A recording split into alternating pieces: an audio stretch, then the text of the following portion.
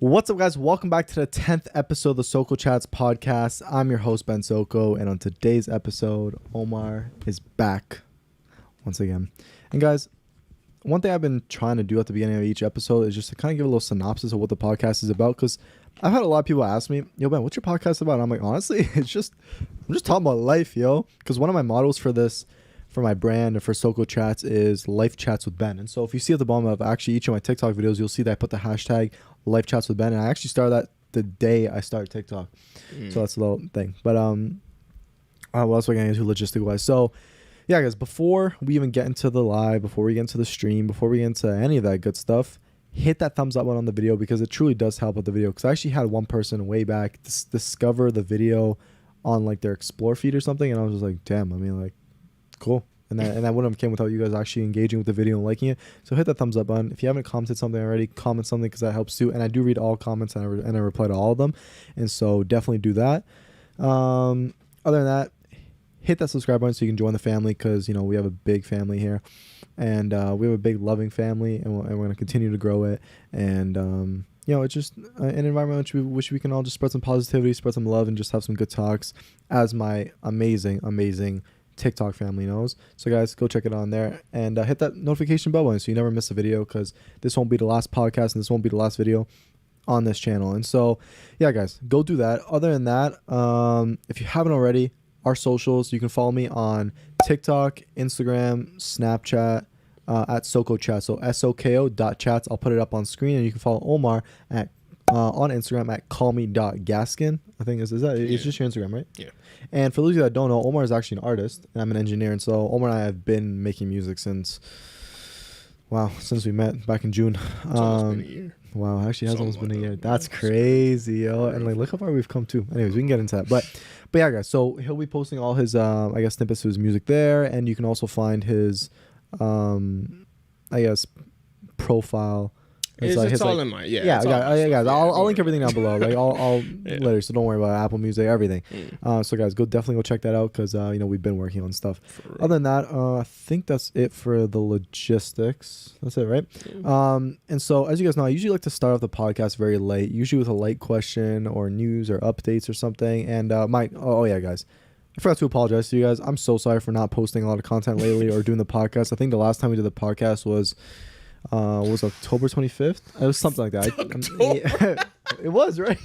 I swear it's been that long. No, you're right. It has. We checked the dates. Yeah. No. Crazy enough, it's been that long. And guys, I'm telling you, time flies by. So that just tells you that, guys, make sure you're doing something every day to get yourself one step closer to your goals, because time will pass you by, as I know, because I haven't done a podcast since then. And Omar and I work on a roll every few weeks or so.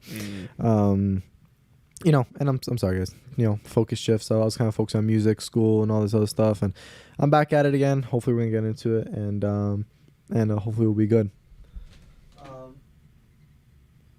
My bad, guys. Yeah, literally, yo, guys, every time someone buzzes downstairs, it literally goes to my phone. So I gotta always answer it. But other than that, what was I saying? Yeah, I just lost my train of thought. You were saying you like to start out light. Yeah, I'll start off light. Yeah, honestly, who cares about me not posting content, because we're back at it again. That's all that matters. Yes, sir. And also check the stream when you get a chance. But because guys, we do it live, so bear with us. All right, so probably one of the first things I wanna get into. I was trying to make a subtle. So guys, whenever we check the stream in order to see if it's lagging or not, one thing we'll do is like make big hand gestures and hand movements. Yeah. And therefore, like, you know, we'll see if it's lagging or not, you know. But anyways, guys, you know, bear with us. But yeah, so in other news, the one thing I want to get into to start off with, and I don't know if it's late. It's kind of sad. I'd be lying if I said that. You know, actually, let me get into it. So the other day, Omar and I were talking. And, you know, we're talking about music, and we're kind of going back and forth on the track and just all that good stuff, right? And Omar hits me with that line. He's like, yo, Ben, you know, I won't be able to do a podcast anymore. And, you know, with me, I'm very open-minded. So, like, I know, like, you know, it's not like we have any beef or anything. So, guys, don't think we're fighting. Don't think, like, you know, something happened. No, guys, none of that happened. I'm going to let you take over in a second here and explain why. But, yeah, guys, don't worry. Like, everything's all good. We're still gonna be working on music. We're still gonna be chilling. You're still gonna be seeing more of us. Omar's still gonna be back on the podcast at another time.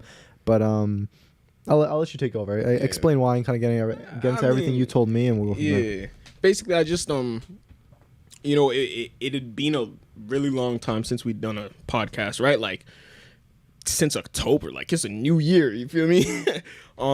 And I was doing a lot of thinking. You know, people grow over a short span of time, and I was just like, you know what, I wanna. Like lately, I just been on like a growth thing. You know, I wanna learn more. I just wanna experience more before I put more like ideas out there for me personally. You know, so it was just like I've been reading more. You know, and I'm just like, well, I just have more to give after I'm finished, like, or not, because you're never gonna be finished like learning stuff. I mean, you never stop but learning. you know, once I want to get to a certain point. I don't know when I'm going to get to that point, but for me, I just want to get to a certain point where I'm like, I've learned a lot. Like, I'm into philosophy. Right. I'm into like all this different stuff. So I'm just like, yeah, I just want to take time to experience, learn more. And then I want to come back with that knowledge and then really like just come here with some value. You feel me? Yeah. I like that. Well, do you ever think about, because like I like that perspective. It's a good perspective. It makes sense. You wanna gain knowledge on different things so you can expand your horizons and be able to really go into it more. Yeah. But do you ever look at it as, yo, let me just come on here and just share my experiences with stuff that's already happened? Yeah. As opposed to trying to like reach for perfectionism, because some of that I feel as though, and like I'm not saying this way, but you know some people are like, oh, let me keep on learning and then I'll do that thing and then I'll do it, and they never do, because it's like you never stop learning and like you learn new things along the way. So do you ever think of like almost like using this or any other platform as a way to like, in a sense, document your journey or document things you learn? Yeah, no, I see, and I'm glad we're talking about this, because this is literally the stuff I was thinking about, right? With me, what I was thinking was like, okay, so I'm documenting, like, that's what the podcast was. That's what, when I was like posting about anime and shit, that's posting, like, it's literally like what you said, documenting your sort of growth. You want me to move the chair? It's like, well, if it's bothering you, you move it up a little bit if it's bothering you. All right, that just made it worse. As we do it live, we do it live. All right, there. Yeah, like it's documenting your journey, your own growth, right? And that's great in itself. What I was thinking about was, even though I could look back on, let's say, like 2021, right? Look back on like a video I did and be like, well, I don't really agree with that now. You know, I've grown since then. Right. What I wasn't thinking about at the time was somebody else in the world could see that, and they don't know about my thoughts that I've grown from, right? Right. So something that I might like, let's just say, super crazy example, but let's say I was like Kanye and said slavery is a choice back in 2021. Right. Right. And obviously in 2022, I'm like, okay, that's crazy. Somebody could see that video and still agree with what I'm saying, you know? So it's putting out ideas that I don't agree with at this point, that I would feel a way if people were taking away from things that I put out that I don't agree with now. Does that make sense? Yeah. Not even saying that like there are things that I've said in the past that I'm like very like weirded out by, that I'm like, I don't necessarily agree with. It's just the thing where I'm like, I just wanna, you know what it was? You look back on the podcast that we do. Like I'm sure you have to. I know that you edit them, so you're always looking back on them, but like, do you ever, once it's out on YouTube, do you like watch an entire video or against that cycle? Check the stream one more time. No, you good. Guys, we do it live. Guys, we do it live. I'm telling you, one day it's gonna be perfect. You know what's so funny? I've been saying it's gonna be good. It's gonna happen one of these days. Guys, you know what's so funny? Every single time something always goes wrong. Maybe nothing necessarily major, but I always say it's okay. It's gonna be perfect next time. It's gonna be perfect next time. It's gonna be perfect next time. But if that just doesn't show you, if that just doesn't give you the perfect example as to like, yo, shit's gonna happen and nothing's ever gonna be perfect. I mean, that literally just kind of went back to our whole conversation about perfectionism. You know what I mean? Yes. That is where we were going with it. And it's funny because, guys, nothing ever will be perfect. You gotta make do with what you have, and you gotta continue. You know, you can't wait for the right time to do something, because it'll never be perfect, but you got to learn along the way, and you'll get better along the way. You know what I mean?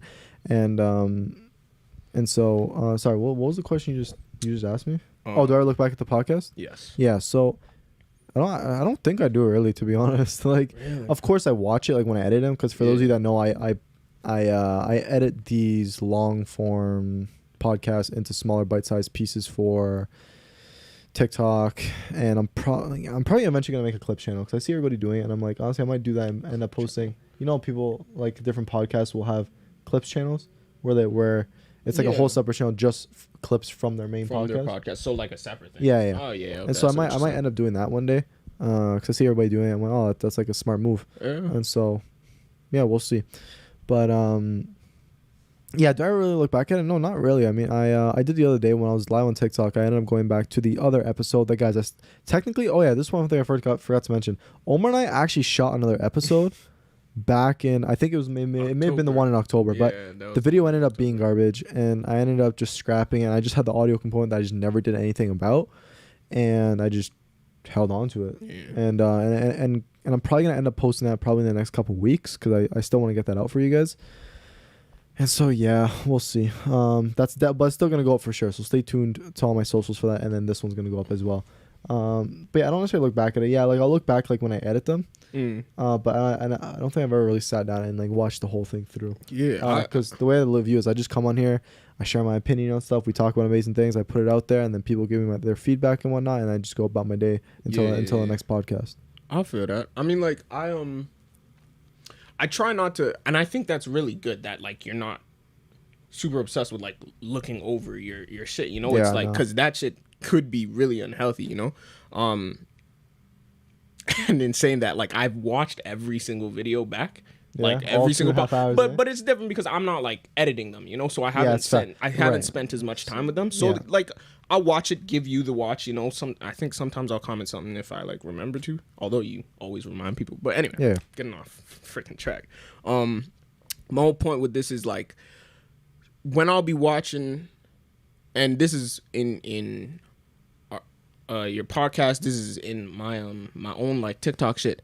I'll be watching, I'm like, I'm not explaining my mind as well as I can and as well as I want to. And I think that's my marker. That's where I'm like, that's the point I want to get to. I want to be able to explain my thoughts literally the way I think. Once I could do that, then I'm like, okay, it's not a matter of whether or not, I guess, that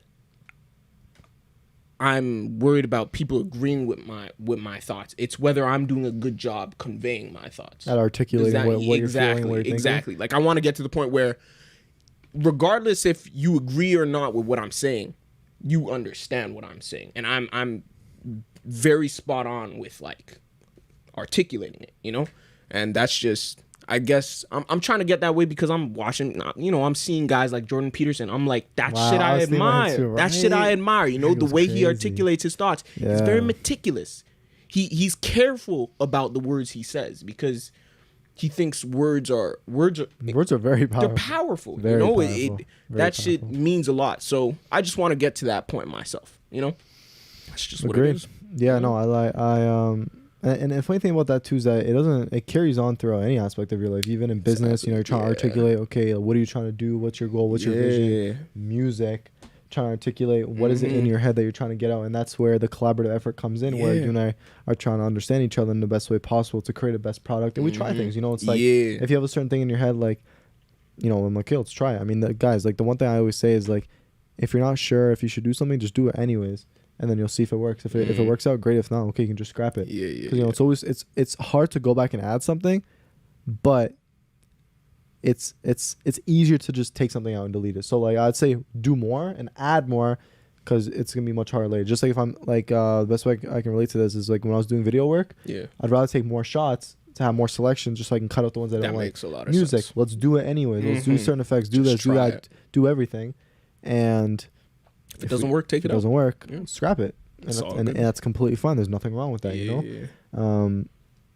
And that's how we can go about doing it, you know what I mean? And so, yeah, being to articulate what's in your head is important. I mean, and we're all on this journey to, for sure, you know, be able to describe how we're feeling and what we're trying to do in the best way possible, and it's a journey, you know what I mean? Yeah. But one thing I want to touch upon, what you were saying about, like, if you said something like in 2021 and then go into 2022, you might feel differently. I think that's part of the journey. I mean, I don't think that's something you can ever avoid, because even in your personal life, like, even if it wasn't for content and it being documented, where there might be things where some things you've said or some things you've stood by, where, you know, if maybe someone who hasn't seen you in a while, they'll be like, oh, like, that's the way Omar is, but then they talk to you now and they're like, oh, okay, cool, this person's changed, you know?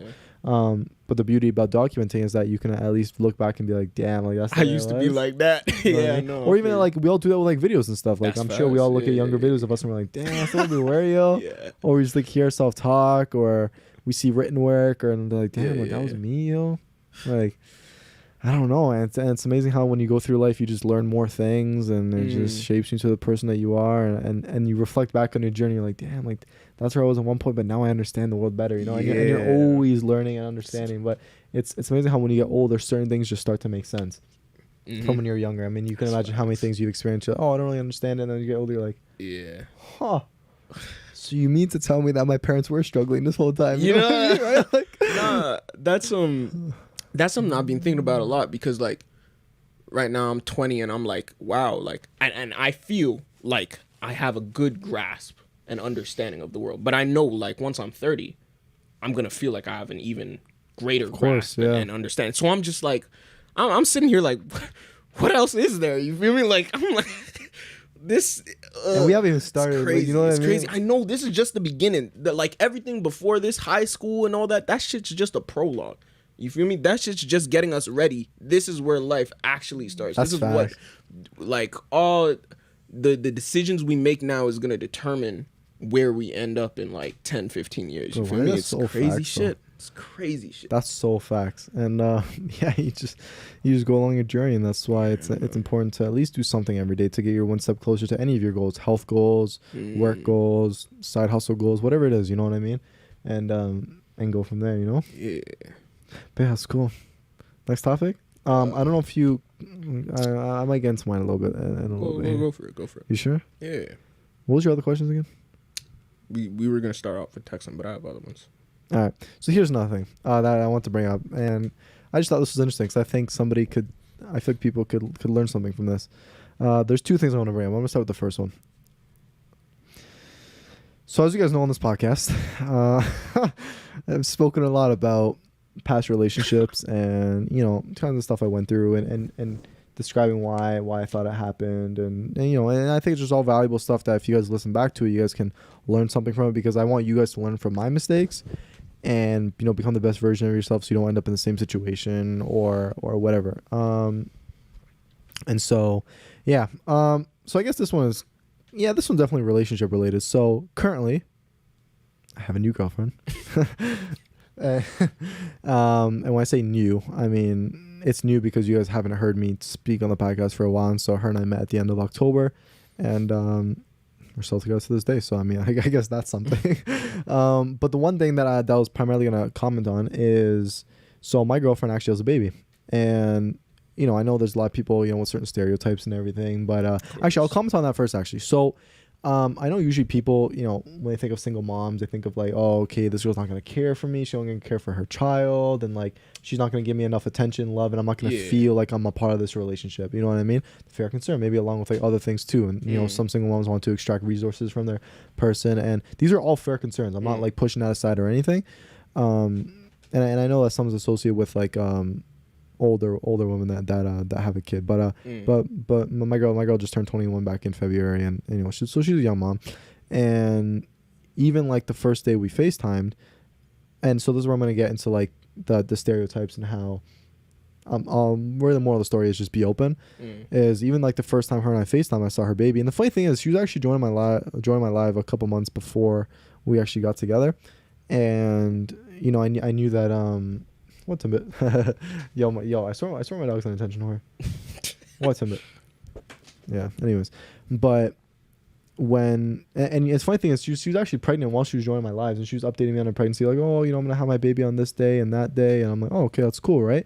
And so the day that we actually FaceTimed, you know, I ended up falling for her that day, and I saw her baby, and for whatever reason, it just didn't faze me, like even with like the stereotypes out there, like I didn't look at it and I was like, oh fuck, she was a kid, like, ooh, like as most people would, right? I went to it with a very open mind, because everybody's different, and I don't want to just like judge somebody based on that, so I kept an open mind, and I like, even like the reasons I was listing before, how some people think that they're gonna put you like on a true back burner and everything, that never happened. What's of it? So what actually ended up happening was she this dog, yo. All right. Tim, can I finish my story, yo? Guys, we do this live. That's the moral of this podcast, bro. We do this live. Man, guys, if there's one thing to take away from this podcast is, we literally do this live. We do this live. Guys, none of this shit's pre-recorded, yo. Literally, we don't ever pre-record anything. Like, you get our honest reactions. You get our things that shit just happens in the moment we laugh at it. Because here's the thing. And this guy wants freaking attention. Timmy, stop being a pick-me. Jeez, yo, Timot's like all these pick me chicks out here. Give me attention, give me love. All right, Timot. No one likes to pick me, okay? I'm gonna put you out. This dog's going outside. All right. Said no. Yo, look at this guy. Timot, what are you doing? This, bro, like, what are you? All right. You want me to put him out? Sure. I'm like, Timmy, this guy straight up don't respect me. He's just chilling on me, like. We'll be right back. Man, if that doesn't make for an interesting podcast, I don't know what does. Freaking Timbit wanting attention, Timbit jumping everywhere, Timbit doing this, Timbit doing that. I love the guy, but man, sometimes he can be a little bit much. I'm not gonna lie to you guys. Holy.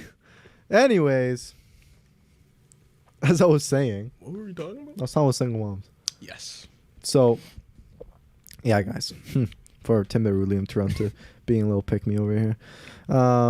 Yeah, so as I was saying, going into I wasn't really fazed by it, but I was keeping an open mind. I was like, okay, I'm not gonna let these stereotypes affect me, and I never really thought of those stereotypes anyways, because she was a young mom and whatever. And it was just through time where she showed me that she actually cared and loved me as much as her own daughter, and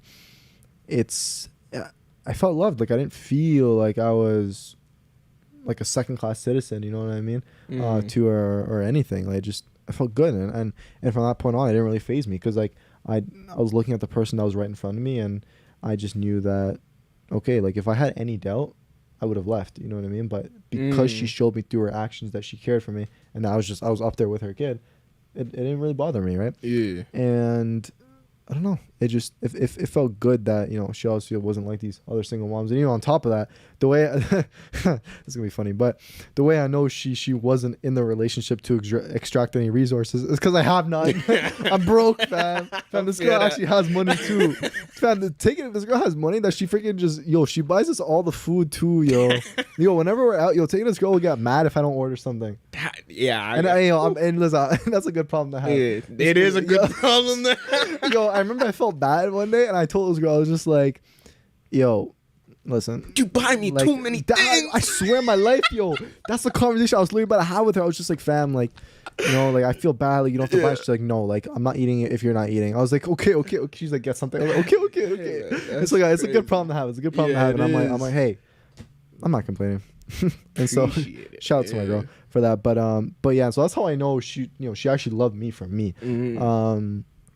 And of course we have our moments and stuff, and I know I hear sometimes, but it is what it is. But anyways, I guess that's that. But the other thing I was gonna say that's connected to the whole single mom things is that, in a weird, funny way, I kind of almost recommend that everybody dates a single mom. Like, hear me out. Let me talk. Here, you'll see why in a second. I'm not saying you have to take them seriously or anything. From anyone else's perspective, obviously, I'm in a serious relationship and I chose to go on that path. But just in general, I think everyone should do it at least once in their life, just because you learn a lot, especially when you're young. Yeah. And the reason why I say you learn a lot is because a lot of people always think, oh, one day in the future I'm gonna have babies, I'm gonna be taking care of a baby. Oh, you see everybody with strollers and kids, right? Yeah. But when I tell you, you do not truly know what it means to have a baby until you have a baby. That makes true. sense. Like, when I tell you the amount of shit I've learned by being with this girl and being around her daughter. What's the most valuable thing? Like taking care of a baby, just like but what's the most valuable thing you learned that you didn't like? That I didn't know before. Yeah, like what is where did your perspective change in this whole thing? I didn't know really what to think of raising a baby. Like you think like, oh cool, I'm gonna have a baby one day, but you don't really have any kind of preconceived notion of what it means to raise a baby, or you see people doing it, what feeding, whatever, but you don't really know until you're not in it. Or like when people talk about certain situations, but you don't know how you feel until you're in the exact same situation. You're like, oh shit, you know what I mean? And so I didn't really know. I just thought like, oh okay, raising a baby, cool. Like that's all I thought in my head. I'm like, okay, you have to change. The basic. Oh, feed them, change their diaper, cool. Yeah. But man, once you get in it, you realize that there's more to that. Like, yeah, that's what it is, but how do I describe it? The way you think about it, and then what you do when it actually happens is like a whole different experience. It's more like a feeling thing, because you're like, oh, okay, cool, changing a diaper, whatever. And like, oh, that's it to a baby. But no, there's more than that. Like with this baby, like first of all, their babies can have different conditions. Like I know her baby is lactose intolerant, so she had to go out of her way to call the pharmacy to get a special order of formula. Damn, that's crazy. Yeah, literally, that's too. And then one thing you don't realize is that obviously babies wake up throughout the night, and so you get woken up, and you have to get up and feed them, and like make sure they're good, and then just little things like if they're a newborn, because this baby's 5 months, and so you also got to make sure that there's no blanket inside of the crib because they can actually suffocate on it, and so you actually you have to put them like in the sleep sack, which is kind of like. It's almost kind of like a restraining jacket for babies. I'm not gonna lie, it literally looks like that. You put the baby inside of it, and then you wrap it, or you wrap their arms inside, and they're like a burrito. Yeah, okay. And on top of that, sometimes these babies will cry, and you do not know what is wrong, and it's piercing to the ears. I'm very patient with it. I'm definitely more patient than my girl. I'll say that. Really? Yeah. Okay. Yeah. And I get it. She's stressful life. She's around that baby all the time, and I'm not. But so I get it. So for me, I'm like the very calm one. So when she starts crying all crazy. I just sit there and I feed her and I try. And sometimes like feeding won't work, and sometimes you don't know if they want to be held, if they want to go to sleep, and you don't know if they're cranky. Like, and then on top of that, just like, holy, like, just knowing that there's another human being inside your house that you actually have to look after now is crazy. And then just being able to, I don't know, it's more of a thing that you just have to experience in the moment. Like, and then I don't know, they can get like certain rashes, like they can get like diaper rashes that I didn't even know about. Like here's the thing, because like when they shit in their diaper and they're sitting in it, they can start to get rashes. And so you have to put cream after you change them. I mean, I don't change the diapers. Wow. My girl does that. But anyways, and so there's so many like little things that you don't even realize until you're in it. You know what I mean? It's really just the experience of doing it, because you hear about it, but until you're in it, that's when you truly learn how to do events. Like, holy, and so it's almost like that's why it's almost like I recommend that everybody date someone that has a kid, just so you can get that experience and just so you know what it's like. So then, if you go off, and go into like another relationship, or when you have your own kids one day, that like what to do, because you won't know what to do when you're your first kid. You know what I mean? And so that's why I kind of like in a weird way I kind of like recommend it in a weird way. You know what I mean? Let me ask you, do you think you learn a lot? Do you think you could learn that same stuff without like having a relationship with a single mom? But like, I know there's from a niece that was just born, let's say. Yeah. So yeah, you definitely can. It also depends how much you're around them too. For sure. So yeah, for sure. Like if there's someone in the family that has a baby, then you'll start to like. When you're kind of shadowing that parent and seeing what they're doing, then you'll start to learn. I was able to shadow her, but she was also learning along the process with me as well. That's the crazy thing. But it's more so just knowing that you're in this with that person, and this is kind of like your kid, even though if you're not the biological father, but knowing that like you have some kind of responsibility to this kid now, to a certain degree. Obviously, like, I don't think that, if you go into a single mom's life, I don't think that, you should get all the obligations or you should ever feel obligated to do anything. Especially if you're young. Like my girl, like she never she's never once said, you have to do this, and that. Like, no, like, I've gone out of my way to, feed the baby and do everything. Cause, I love this baby. She's super cute. And, and I want to be able to take care of her as well when I go up to see her, you know what I mean? And, but yeah, it's really, at the end of the day, it's really just more so experiencing it. It's almost like in school when you learn theory, but it's not until you actually go into the real life and you apply it when you realize how similar but different it is. You know what I mean? Like, like the basic things are there. Like, oh, you have to do this. You have to feed the baby. But when you're actually doing it with your hands and you actually have a whole ass baby in your hands and you're feeding this thing, like, it's crazy. And that's why like, you learn so much, like so much. And like that's why I'm like, holy, like I'm prepared for my own kid, yo. I feel that. And so that's why in a weird way, I almost kind of like recommend it just in a weird way, in a weird funny way, but still, I mean, it's still a good learning experience for anyone that's going to be new to having kids and everything. And that's the thing. I think you should only have kids when you're ready, when you're financially stable, and when you're like, okay, I'm ready to take on this challenge. Because there's a lot of things that come with it too. I mean, it's also very restrictive too, because we got to bring this baby everywhere, and that's not a bad thing. Because when we're out, like when we go to when she's here and we go to Shareaway or when we go anywhere, I'm in charge of her, and so that's just my main thing, making sure I carry her around. And funny enough, actually, when we're out together in public, every single day, at least once a day, we get a compliment. And usually people will say, "Oh my God, you guys have such a cute baby," or "You guys are such a cute couple." And my girl also has like a promise ring on her like her ring finger. So I know we had one time we went into Lululemon and there's this one lady came up to us and she's like, "Oh, newlyweds. Oh, you guys have such a cute daughter." We're like, "Yeah." You just play into it. You know what I mean? You play into it because, hey, I'll take the compliment. I mean, listen, we're both young, we're both attractive, and we both have a baby. Come on, what's better than a young, attractive couple that has a baby? You know what I mean? And so that's why I was kind of like, we'll take it. And that was happening at least once a day. Like somebody would compliment the daughter, compliment us with the daughter. And so I'm like, sure, we'll take it. And so it's been a journey. It's been very, very interesting. And that's why, good luck to everybody who has kids in the future. That's all I'm saying. All I know is I'm gonna be prepared for when my kid comes out. You know what I mean? So yeah, I guess that's really the only thing I want to cover in terms of the whole thing about just single moms and how much it really teaches you. But mind you, I mean, when you have a baby, it takes away a lot of your time. You know what I mean? So for her, she's always at home and she has to take care. I mean, don't get me wrong. Like, she has amazing support around her, people that can take care of her for a few days when she just needs to relax or get her mind off things or when she's too stressed. But yeah, the one thing I want to tell you guys, if there's another thing too, is just don't have a baby when you're in school. That's all I'm saying. So I've seen the way it's affected my girl, and it's tough. It's very, very tough. It's not easy. And so, guys, whatever you do, don't have a baby until you're done school and until you have your job. I mean, she's managing to do it. It's so good for her. Like, whew, but it's hard. I mean, I've seen it. I've seen it firsthand. Just how much stress it brings on, and it's tough. And so, yeah, don't do it. Scary shit. Definitely don't do it. Yeah, I guess that's that. I don't know if you want to get to one of your questions before I get into the next thing I want to talk about. Sure. What is the first 3 things you would do with unlimited time and money?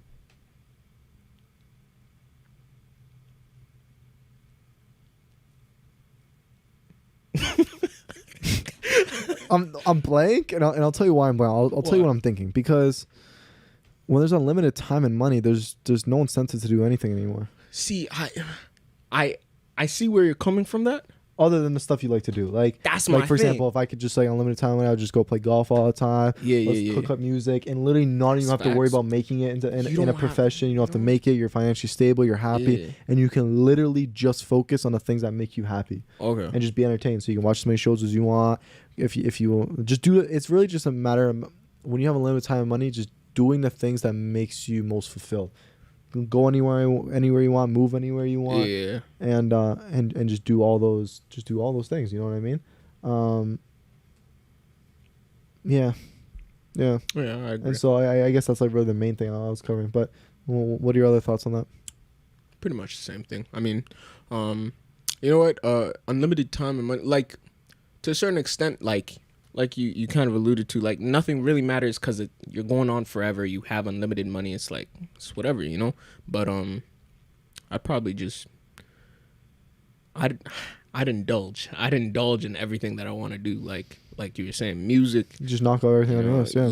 Knock everything off of the list. Like everything I've wanted to do, I'm having a field day. Like I'm going skydiving today. Like if I immediately, I'm going skydiving, and yeah. You not scared yet? I'm doing a bunch of shit, you know. Saying you're a daredevil, bro. I wish I was.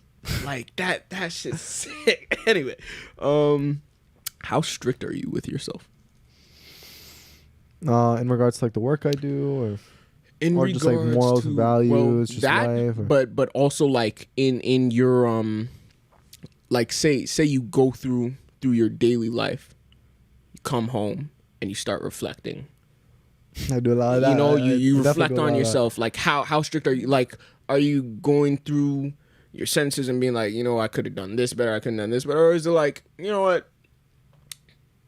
Out of everything I've done today, I did 2-3 things that got me closer to my goal. That's good enough. I could sleep fine tonight. You know, good like question. Very good question. I want to say, how do I describe this? Give me a sec. I'm very strict on myself in terms of how I feel about certain things.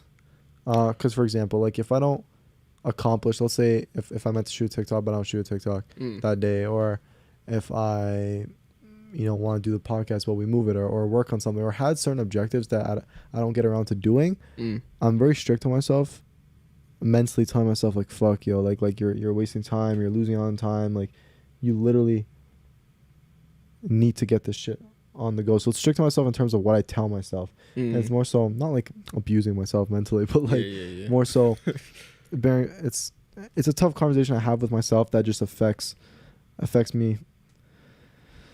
I don't know, it just, best way I can describe it is like I just don't feel good when like I don't have my routine, or when I don't do the things that I need to do that day, because I know I'm lacking and I'm not getting myself one step closer to my goals and everything. And it could be because of X, Y, or Z, you know what I mean? And so it's almost a matter of being more strict on myself in terms of taking the next steps to actually do the things that will allow me to then get back into the routine and achieve all my goals. So let's say if for whatever reason I had work and I'm tired, I'm like, bro, like I'm tired, and like I don't end up shooting a TikTok that day because I end up doing something else. So now I'm just like shitting on myself, being like, bro, like why don't you do this? Like come on, like you need to pick it up. Like you're literally not doing enough. And then and so it's a matter of being strict, of being like, fam, like you just, when I'm in that moment of when I feel tired or whatever it is, telling myself and making that stuff to be like, nah, you're doing it right now. And then you do it. And hopefully, most of the time. Because like I was on that routine of like shooting a TikTok every single day and doing the live every other, going live every other day and doing the podcast every couple of weeks. And it just, I don't know, it just slowed down. And honestly, that's my own fault. You know what I mean? Like I have no one else to blame but myself. And that's why it hurts, because I know like I've been lacking. And yeah, my focus has shifted towards other things. But I don't know, I just need to get back into the routine of things, because if from a productivity level, from a productivity standpoint, I would say I'm like 50% less than where I was back like mid last year when we were doing the podcast. I could see that. Like at least 50%. Yeah, music has definitely been like relatively steady. Yeah. And that's been okay, but in terms of making money and doing content, yeah, I'm lacking big time. I feel you. It doesn't feel good. It really doesn't. Because even right now, when I said about thinking about it, it makes me feel depressed in a sense. You know what I mean? Yeah. That like I'm not doing enough. So that's why it's a matter of just waking up one day and being like, bro, like cut this shit. Do the shit you gotta fucking do it, yo. Yeah, I feel you. I have 2 questions. My first one is, so in terms of compensating for that, like for when you let's say you're not doing what you think you should be doing, right? Right.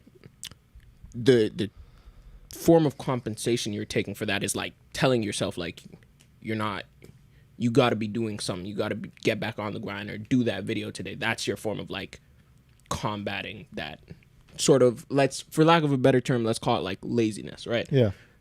Your way of combating that is like telling yourself, just like do your shit. Yeah, it's that internal talk I have, and then it's almost like it's. I mean, at the end of the day, if we're being real, it's just all the things are getting in the way, and those are all just excuses for not being able to do what I gotta do. You know what I mean? Because like I'll wake up the next day, and I'll be like, "Fuck, I didn't do that yesterday." Yeah.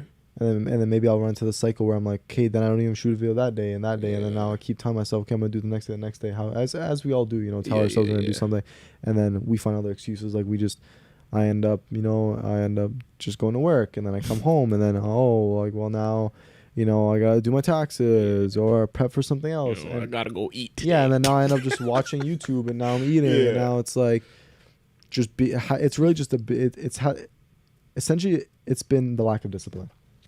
I was waiting for you to say that word. Like it has. I'm gonna be open about that. It's been a lack of discipline and me being stupid. Like it's not a good feeling because it's been like this, you know, in terms of like not being back in my routine. Like when I really sit down and think about it, I'm like, bruh, you know what I mean? It's just a feeling of not doing enough, and then you just kind of in this cycle until you break that cycle. You know what I mean? Yeah. My second question was, do you feel like, cause yeah, definitely lack of discipline. You said that like where you're at now, you're like at like, let's say 50% of what you were doing like content wise, and before. Yeah, definitely 50% less productivity wise. Like, TikTok a day. Live every other day, podcast every few weeks, and music on top of that. Do you feel like doing that, like doing a daily thing or doing like something constantly for content? Do you feel like that's exhausting on you? I don't think it's necessarily exhausting, because, it does take time and effort, and of course maybe decrease your energy levels. You know, it definitely does, but you know it's something that I like doing. Yeah, and that's not like it's not necessarily like a job that I hate or something, you know what I mean? Because it's like it's something I enjoy doing. Yeah. It's just that I've been lacking on it because I've been putting other things in front of it. Yeah. Okay. I see what you're saying. And so really, it's just been me looking at school, doing that, and then, you know, working on music, and then in the meantime doing other stuff, and then, I don't know. It's been crazy. It's been crazy. No, it has been. It has been. But it doesn't feel good, and that's why one of these days I'm gonna wake up and just say fuck it. Like that's all it is. And I know it's coming soon because right now it's like I'm trying to make more money so I can actually start traveling more. Yeah. And start saving up and just going on a lot of trips because, you know, I've been talking to a lot of people recently, and they've been telling me, Bill, like, yo, like go on a lot of trips while you're young. You know what I mean? Like in your early 20s, like go travel. Like, and you know, and that's just been hitting me lately. I've just been thinking about that a lot. I'm like, bro, like that's so true though. I'm like, literally life is all about getting experiences, traveling and gaining experiences in those different countries or places or whatever it is, enjoying your life and doing it with people that you respect and care about. You know what I mean? That's how you strengthen your relationships. That's how you share experiences with other people, because, you know, I think life is also about sharing experiences with others, you know, people, especially people you care about. And so I don't know, that's really been hitting home recently, and so that's why sooner or later I'm gonna, you know, especially when the summer comes around, I'm going to start making more money, start saving up, and just start going on trips and start booking stuff. And I want to go at least 2 trips a year if I can. 2 trips a year. Like I'm planning on going to Cancun, beginning of June with a couple of my boys. Really? Yeah, I went once. Yeah, no, that shit was really nice. Like I was young, so I didn't experience, like, you know, I don't know if I'm taking my kids on trips. Like, just on a side note, bro, they don't appreciate that stuff nearly as much as like they could, you know. Yeah. But no, that shit. That's so funny, yo. Nice. It's so funny actually. Right now, literally as we speak, my boy Armin, who I'm going on the Cancun trip, is actually calling me right now, and so I'll because I think he was talking about, I don't know, because we're going somewhere later. That's why. And so go on. What about Cancun? Yeah, just anything, because you were saying about taking kids on trips. Let me just send a quick message while you explain. Nah, like things like Disneyland,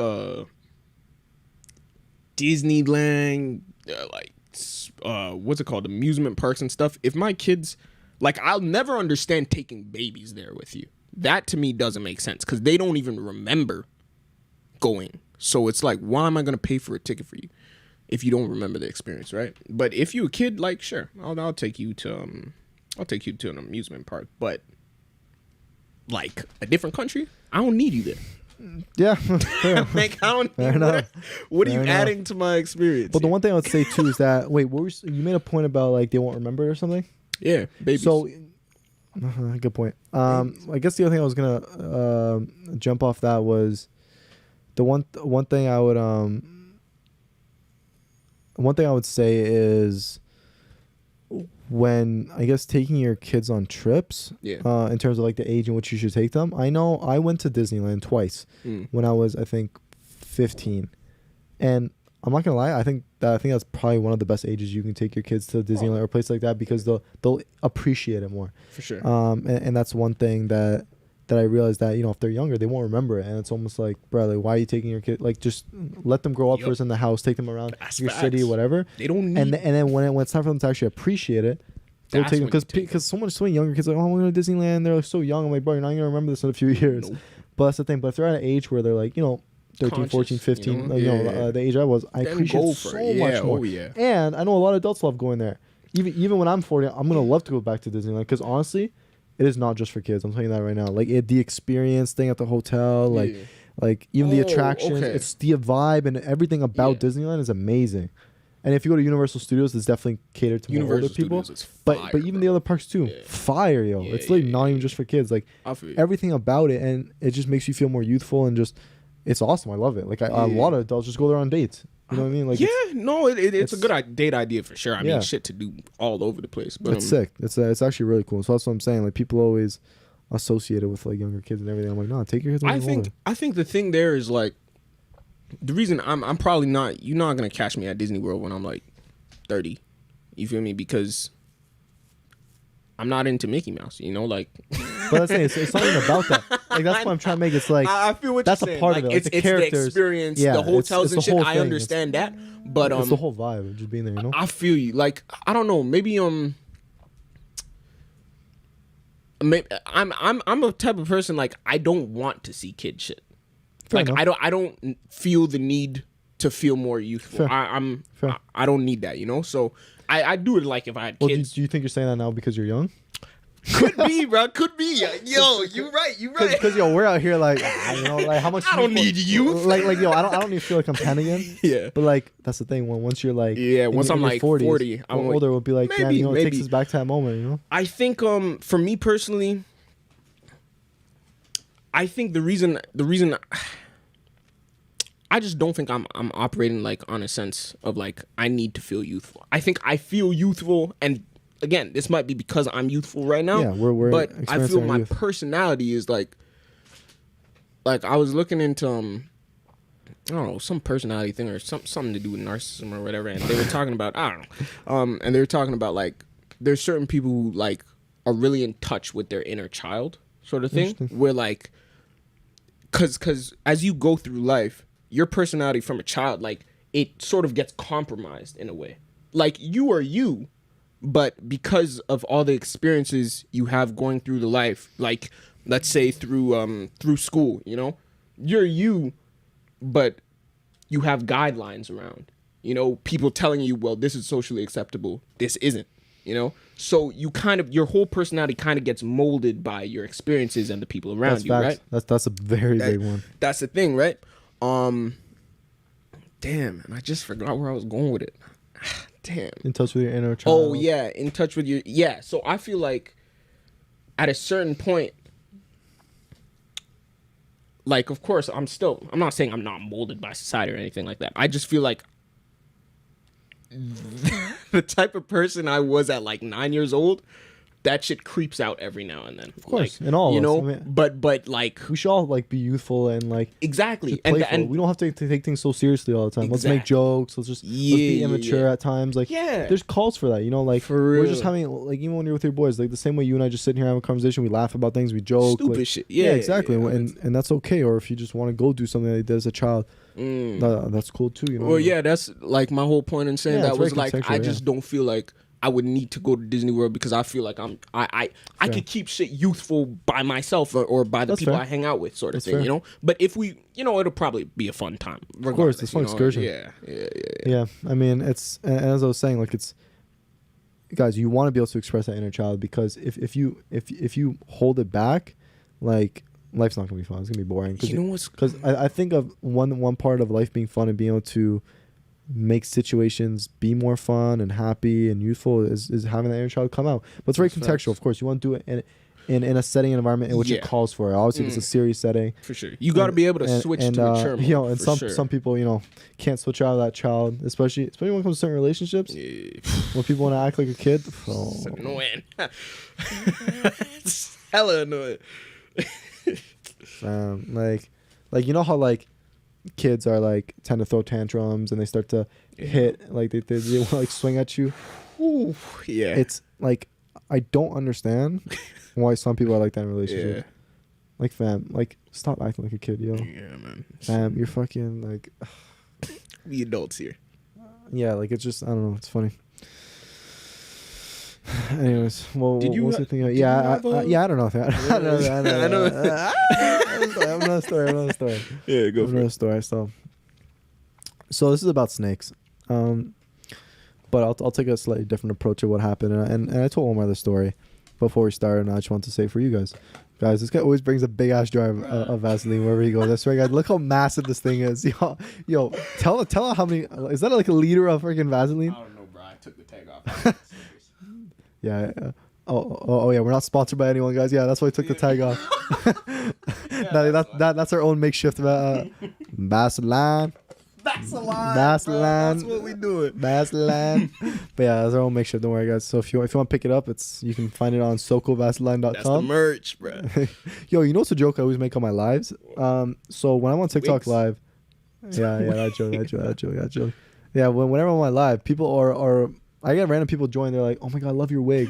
And it's like it was a trend that's going around that went around, but people still do it to this day. And some of my OGs will play with me and they'll have fun with me. Like, oh, what wig you wearing today? And the one thing I always say, I mean, I was smart because obviously I think everything is funny. I make everything into a joke because you know I'm also an entertainer / comedian, so I like to make fun of everything and just play with it. Play into people's like what people are trying to do. And so when they started doing that, I had to think of something. I was like, hey, what would be a good reply? And I'm like, why don't I just pretend like I have my own wig company? And so the way so you know how my brand is Soko Chats for you guys. I know obviously Soko Chats, YouTube Soko Chats. It's like Soko, me talking, Soko Chats. So I'm like, what would be a good name? And I'm like, Soko Wigs. And so I was just like, so every time someone asks you, I love your wig, be like, thank you so much, guys. Like, if you like my wig, you can pick it up at my wig company called Soko Wigs. And so essentially what we do is we make premium wigs at a premium price. And so if you want to pick it up today, you can enter the code SOKO50 for 50% off your first order. And I literally say that every time someone asks me. Bro. And so premium wigs at a premium price. What can I say, man? What can I say? And so that's why for all these people that need new weaves, I got you. And for any of you that are balding, hit me up. And so yeah, it's a joke that I always pull, but yeah. So I was gonna get into that thing, right? Okay, so story about snakes. So I was friends with this one person. I'm not gonna name names, but I was friends with this person. We were cool. Knew each other for about a year or so, and things were blessed. Things were cool. We built a good friendship. Completely platonic. It was just like a regular friendship, and we also did some work together. And very chill, very respectable. Everything was all good, as it should be. Yeah. You know what I mean? And one day, and let me just say this: I ended up kind of cutting her off, but there was a series of events that led up to it. But it wasn't anything crazy. But it was basically out of respect for another individual. I cut this person off. And I told this person, I was like, hey, I'm so sorry that this is happening. And I was like, I was very respectful about it. I was like, I totally understand, how you might feel. I'm sorry. This is the way it's going to be. And they were fine with it. Actually, they may have stopped a couple of paragraphs saying, like, I don't get it. Like, why? All this stuff, right? And I was like, listen, it's just out of respect. And that's it. You know what I mean? And I'm very fair and reasonable with certain people I cut off and remove from my life. You know what I mean? Like, certain people I've been friends with forever. Like I'm not just gonna remove them from my life. You know what I mean?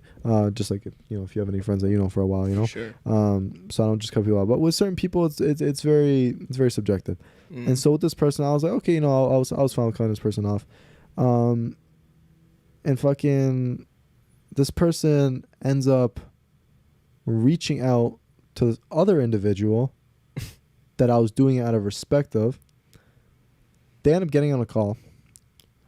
And the person that I cut off decided to just say a bunch of stuff that was not called for. And I'm not going to go into details about this one, but basically I ended up making some jokes to this person, and this person I had a good friendship, whatever.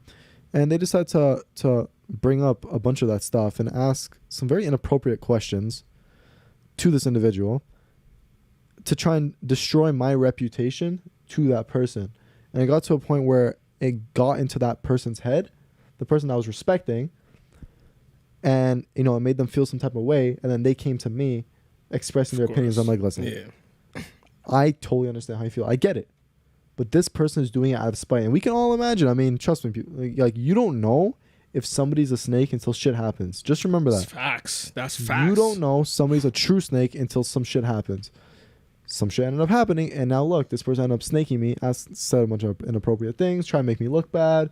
Mind you, it wasn't anything crazy, but it was just very inappropriate. Stuff that happened, way God knows when, that wasn't even relevant to anything. And this person knew what they were doing. When certain people say certain things, they know what they're doing. Especially when they're snaking you, they're purposely saying certain things. Within the context of things. Especially with the context of what happened, to try and make you look bad, to try and tear down your reputation, and to make that other person look bad because... What? Because some shit happened, and it was just out of respect. I was like, listen, out of respect, I won't be able to talk to you anymore, or whatever, right? And they got angry, and they decided to fucking take revenge by destroying my reputation.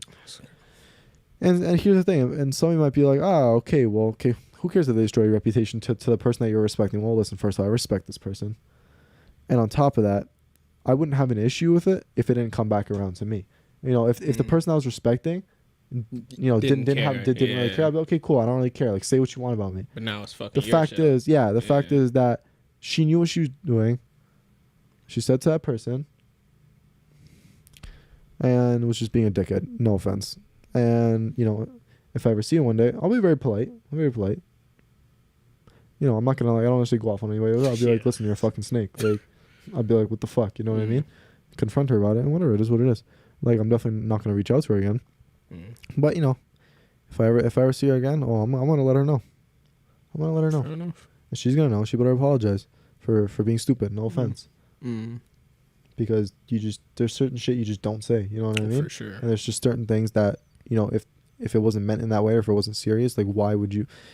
More of the story is they snaked me, and I don't know. I just thought it was very inappropriate.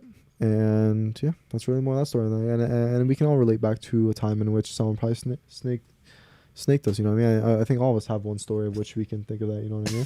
Yeah. I don't know if you want to share any stories in which someone snaked you, but yeah, I don't know. It's no, it's unfortunate. So that's what I'm saying. That is like once however people cut ties with people, like, if I'm not cool with you no more, that doesn't mean I'm gonna like air out your business. Like, if I was cool with you before, you don't have my loyalty, but I'm not gonna start like talking shit about you, sort of thing. Like, especially if nothing bad happened between you guys. Exactly. You know what I mean? Yeah. Like, what's the reason? There's no point. If I did something, if I like snaked them and they snaked me, I can understand, but you still shouldn't. But I can understand where it's come from. Right. But it wasn't even like that. Sort of thing. Yeah, it's crazy. Like, holy, fam. And that's what I'm saying. You can be good to people. You can do right by people. But I'm telling you don't know until shit happens. Man. You really don't know, and it's sad. And the funny thing is, that's a good transition to relationships. Actually, do you want to say anything before I jump into it? No, go for it. Perfect. So as I was saying, you don't know a snake until shit happens. The one thing I was gonna say about relationships, because it's very closely connected to that, is that you don't know how things are gonna be until shit happens within the relationship either. You don't. And one thing I say is that, and one thing I've said the other day, I think to my stepdad was, I might have said to somebody else, but I believe that the success of a relationship is predicated upon the bad times and what happens when shit happens. Because when things are good, things are flourishing, of course everything's going to be good. You're going to love that person. You're going to be cool, honeymoon stage, whatever. Yeah. But what happens when shit happens? When things come up? True colors get shown. Yeah. How do you go about dealing with it? Do you guys communicate in a healthy way? Do you not communicate in a healthy way? Do you snake each other? Do you say things you don't mean? It could be a whole range of things. You know what I mean? That is what will truly test a relationship, and that will truly let you know what this person is like. You know what I mean? And people react differently. I know for myself, I'm very calm when it comes to certain things that happen. Even in the past and now, like I'm very calm if anything ever happens. Because one of my mottos is shit happens. Like that's literally one of my mottos. Because it does. You cannot stop things from happening. Shit will always happen. For me, I'm very calm about it. I'm like, okay, let's talk. Where do we go? From here? And I'm very patient when it comes to a lot of things. And so, but for any relationships, I mean, that's how you'll know what this person's like. And so, listen, I'm not saying that. Okay, how do I phrase this? It would be almost a good thing if some shit happens early on in that relationships, just so you know what that person is like. Tested. It's like a shit test, like you were saying. Yeah, what are your thoughts? Like that's a whole other thing too. We'll get into that in a second because I want to just remind you. But it almost be like a good thing if some shit happens, just so you can see what that person's truly like, and if you like the way they are in that moment, then you can pursue it and you can go about it. Or, if you've spoken to them about it and if you can work things out in terms of getting on the same page and how to communicate in a healthy way during those moments, great. But if it doesn't ever come to a point where you guys can't communicate in a healthy way, then it's not about to work. Yeah, you're gonna go run around in circles. Yeah. And so sometimes it just, you just run around in circles, and at that point you have to make a call. You know what I mean? But yeah, so almost kind of hope that some shit happens, because it's bound to happen, and you'd rather have that happen early on to see what they're like than to spend fucking, I don't know how many months realizing you don't want to be with that person. So that's what I'm saying, guys. It's all about figuring out who the right partner is for you, and if you realize that they're not, then you can make your call. And yeah, but shit test. The one thing I was gonna say on that is, like, when you said that just now, it kind of made me think of when girls say, "Oh yeah, I'm gonna shit test this guy." Well, I was referencing something else, but no, I was referencing what you were saying about it. Like, it's almost like a shit test, but the thing with that is, like, I don't think you should be going out of your way to test people like that. Like, that's kind of weird. Shit, yo. But I mean, I understand the thought process behind it. It makes sense. It's just I get it. The methods. Just wait for some shit to happen. Like, that's what I'm saying. I don't like that. Like, why would you want to purposely cause some shit to happen, evoke certain emotions that shouldn't be evoked in that moment? And like, what? Like, fam, like, that's stupid. Like, I'm not saying it's a form of manipulation, but it's like, no, like, it is. It is. Is it? That, I mean, no. What manipulation is just pulling strings, like, regardless what your motives are, if you have malicious intent or not, doesn't determine whether or not you're manipulating somebody. Yeah. It's like, if you if I know like a girl likes to play hard to get, so I'm moving a certain way because I know she likes to, I'm being manipulative, but I know that's what she wants, sort of thing, Yeah, so but she's being manipulated by being hard to get. That's the thing. So it's just something that happens. It's just something that happens. Yeah. I don't view it necessarily as good or bad. It's just a thing, and then it's your intent and the what actually happens through the actions taken. That's how I be judging things. You feel me? Facts. I mean, I agree with that, and I just, as I said, I don't agree with it. I don't like it. I just think that you should go about, just naturally go through a relationship, have a good relationship. Don't purposely try and do something to see what they're gonna be. You'll find out based on certain situations, and then you can judge from there. But that's stupid, Like, I don't like it. That just ties into just like people playing games too, because it's like, I'm not into shit test and playing games. It's like, bro, it's like. And some, I mean, don't get me wrong, some guys are stupid, and like, especially when you're younger, you don't really know like certain games that girls are playing and all this stuff. But as you get older, as you get more experience, then you know what I mean.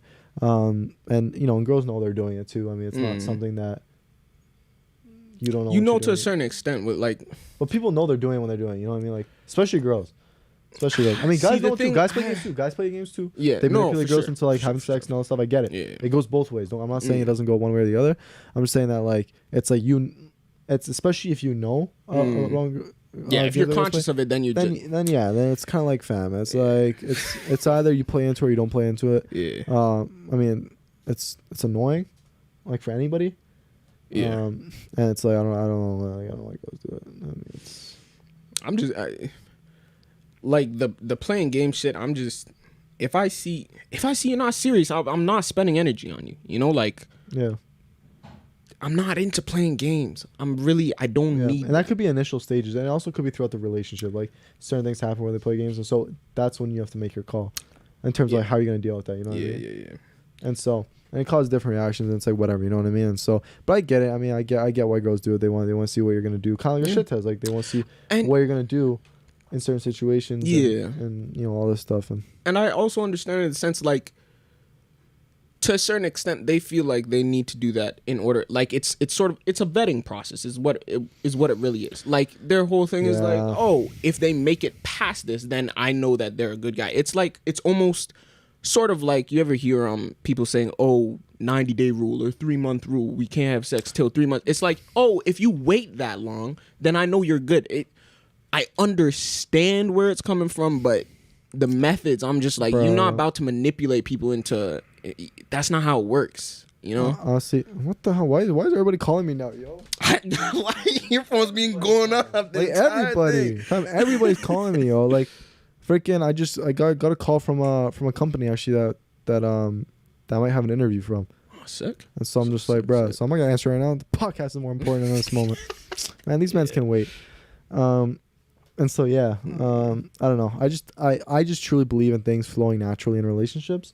Yeah. And that you should just go about doing you, being able to communicate through everything and have a happy and open relationship. You know what I mean? And just do what you gotta do. Open relationship? No, I'm sorry. I know. Like, it's so like, because when I said that, like, I had a feeling that it would come off like that. Yeah, have multiple partners. That's the way to keep me happy. Of course. Yeah. But yeah, and so, yeah, I just think things should flow naturally. I just don't like shit. I don't like playing games, but yeah. Okay. Yeah. Something else? All right. Hypothetical. Oh, God. If you were a girl, would you do OnlyFans? No! Hell no! Are you crazy? Bro, fam, take it in. Yo, I gotta tell you a story. Right? Yeah, go for it. Okay, yo, oh my God. Yo, that actually scared me, yo. Yo, I apologize to my girl in advance. Don't worry, No, just you'll hear why. Cause it's something. It's a prank she pulled on me. Fam, take it in. Oh my God, yo, yo, man, bro, take it in, fam. What? she knows how I feel about like all these like pick me girls and attention whores and all that stuff. Yeah. Like, I hate it. I literally hate it. Like I detest it. Like it's so gross to me. And like that's like the whole concept of OnlyFans. Yeah, let me sell my body. It's another form of prostitution, in my opinion, that we can get into. Obviously not quite, but like a degree of it. Kind of a degree of it. I'm mad at it. As well as selling sex, like it's still part of the sex industry. It's still sexual, and people still. And that's still part of the sex industry. Because funny enough, it's so funny. Oh my God, Armin even made this joke earlier on after he called me. He literally said, "Let me read this joke. 'Cause it ties into perfectly to what we're saying." He literally said, "The man literally said, no worries. I respect your cam girl's career." So, yo, sorry for calling you out, Armin. Hey, he knows I love him. I love this guy. We literally make so many jokes. But it's so funny because even like different, like all these different, like, obviously places, they like have cams. Like that's the thing where you watch naked girls freaking shake their ass, you know? Yeah. Same thing with OnlyFans. It's part of the sex industry. Yeah. And it's almost like, obviously you're selling... No, sex, literally speaking, but you're literally selling yourself. Sex. You're selling your image. You're selling, and you're selling connection as well, because people be texting through. Yeah, I've heard that too, and then that's what gets them hooked. Yeah. And so it's like, bro, it's almost like another form of prostitution. You know what I mean? Like selling your news to masses, and you're exchanging money for your body. You know what I mean? For pictures of your body and connection. And so take it in. So my girl knows how I feel about it. I woke up one morning. Oh my God. And she was so dead ass about this too. We got on a call and she was like, "Yo, Ben, I mean, I've been, I've been needing some money lately, and I just been, trying to figure out ways." And in my head, I'm like, "Stop." This guy guy's already like, yo, no. I knew what she was gonna get to. I knew what she was building up to. I was like, yo, stop, Please, yo. no. I'm not ready. Yo. She's like, yeah, and like everybody's doing it. I forgot what else she said. We're saying I just need money, and she's like, go look at my story. And I was like, what do you mean? She's like, go on Instagram. This girl's so smart. You know what she does? She made a close friend story. Yeah, that's but just to freaking a few people. She ended up pranking me and a few of her closest friends. And literally it was the picture of her wearing my hoodie. Oh, wearing my hoodie. That's crazy. Wait, with the name? No. Oh, okay, I was about to say it. Yo, not for that, bro. No. But she was still wearing my hoodies. It was a mirror selfie, and it literally said her name and then OnlyFans. Holy, bro, yo, fam. I was just like, my life is over. I clicked on the link, and it took me to a video saying, I got you. Oh, and some guy taking a picture. I was like, you son of a gun. Damn. You son of a gun. And I was... And she asked me, she's like, what would you have done? And I'm like, I would have tolerated for a little bit, and then I would have cut. And I'm like, there's no way I would have stayed. There's 1 no month way. Period. Damn, I probably would have like... Bro, here's the thing. It would have bothered me so much every single day because that's just crossing the line. That's my bad. Like, I'm not fucking doing that. Hell no. Fair enough. And bro. like, how long would I put up for? Like, I don't even know, yo. After like a few weeks, not even. I'll probably barely stick it out for a couple weeks, maybe, and talk to her again. If she's like, yeah, no, I'm not doing it, I'll be like, it's nice knowing you. I respect your decision, but I can't be associated with something like that. And yeah, and so yeah, I was telling her, and I don't know, it's just she got me good. She got me good. But that's the whole thing with OnlyFans. I just don't like it. I don't probably. It's just same thing as like when people end up just being strippers just to get quick money. And this one line that I heard on the Fresh and Fit podcast that Myron says is, fast money comes with slow problems. And so basically what he was saying is that, you're getting fast cash up front, OnlyFans stripping, but later on, it inhibits your ability to secure, someone who's serious about you because of your reputation now, and because you have like this potentially promiscuous past and all this stuff, you know what I mean? And yeah, so that's how the saying goes. But I don't know, I don't like OnlyFans just in general. Like, I get why people do it, but I don't know. It's I almost feel bad for those girls, and I feel bad for the guys that are desperate enough to go on there and do that. You know what I mean? So it's like, it's so unhealthy. Yeah. From both ends. You know what I mean? No, for sure. And, I mean, the entire. I mean, even take a step past OnlyFans. I mean, just speaking about porn in general, that shit is unhealthy as hell. Like, I mean, it's lucrative because it's still unhealthy. I know it is, and but that's why it's an industry, because it's for sure. 100%. It's the same with OnlyFans. Same thing. That shit is lucrative. That's so it. No, my thing is like, I don't like if I was in like a situation where my girl's trying to do OnlyFans. What's the thing? You shouldn't even be with a girl that's even gonna consider that. Because I don't think you're into those types of girls. Because to me, and here's what I'm gonna say. Yeah. And just think about, and I know you're about to say something, so sorry. No, go for it. I think you can see those signs early on, because there's certain girls that are very pick me, that are very, you know what I mean when I say pick me, right? Yeah. Pick me girls. Pick me is like attention whores, like being very provocative on the internet, posting certain like revealing photos, and they have a certain image, and they're doing it on purpose. Like, I'm talking about the girls who are purposely doing that to, look a certain way and whatever. It's. Like, they're just trying to get a bunch of attention because they crave it. And a lot of girls have an abundance of attention because you don't even have to be an attractive girl to get a bunch of attention from guys on a regular. Whether it be dating apps, whether it be like there's just so much of it for them. So that's why they have that abundance mindset, because it's endless. Yeah. For us guys, it's the opposite. We barely get any attention. You know what I mean? So it's like, it's almost like a craving. And when you get stuck in that cycle, it's hard to pull yourself out. Right. And that's why it's hard for girls to transition from being a pick-me/attention whore into being a very proper, well-established, good-looking person. You know what I mean? Because you can look very proper and look like, okay, like people are going to take you seriously, and that you mean something to life, as opposed to just showing your tits and ass on the internet. Yeah. And just looking a certain way, And so that's what I'm going to lead into, is that most of these OnlyFans girls, it starts off with being a pick-me and attention whore, and then they transition being like, oh, if I'm getting all this attention from just posting photos like this, who says these people can't transition over by seeing me naked? Yeah. And so now it's a whole funnel. It's a whole business. You know what I mean? And so I believe you can see those things early on. Like, right even before you even commit to this person or even start talking to them, you could tell by their social media presence based on that. You know what I mean? I feel what you're saying. I think for me, I mean, I think we've had like similar conversations about this in the past. But like me, I don't mind the social media presence thing. Like if let's take, be specific.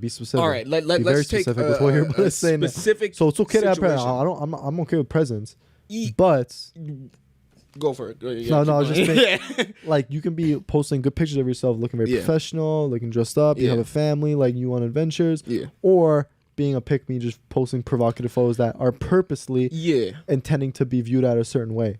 My thing is, there's a line for me for sure. So what's that line? I don't mind the promiscuous. Like, if you like your whole persona online, that's you. I don't care personally, right? And that's fair. Everybody's different. Of course. You know, like you got to know yourself. Of course, absolutely. You know? Yeah. So I don't mind. There's definitely a line. Like you're not about to, like, okay. An example is like, you know, Coiler, right? Yeah. Reference her in your track, yeah. I'm not gonna lie. Yo, when I heard that, I was like, "Yo, man, why'd you reference her?" No, I know. It wasn't even meant. Anyway, yeah. So, bro, if my girl's moving like Coiler Ray, like no, that's too much. Or like right? or any of these OnlyFans girls. The OnlyFans girl, see.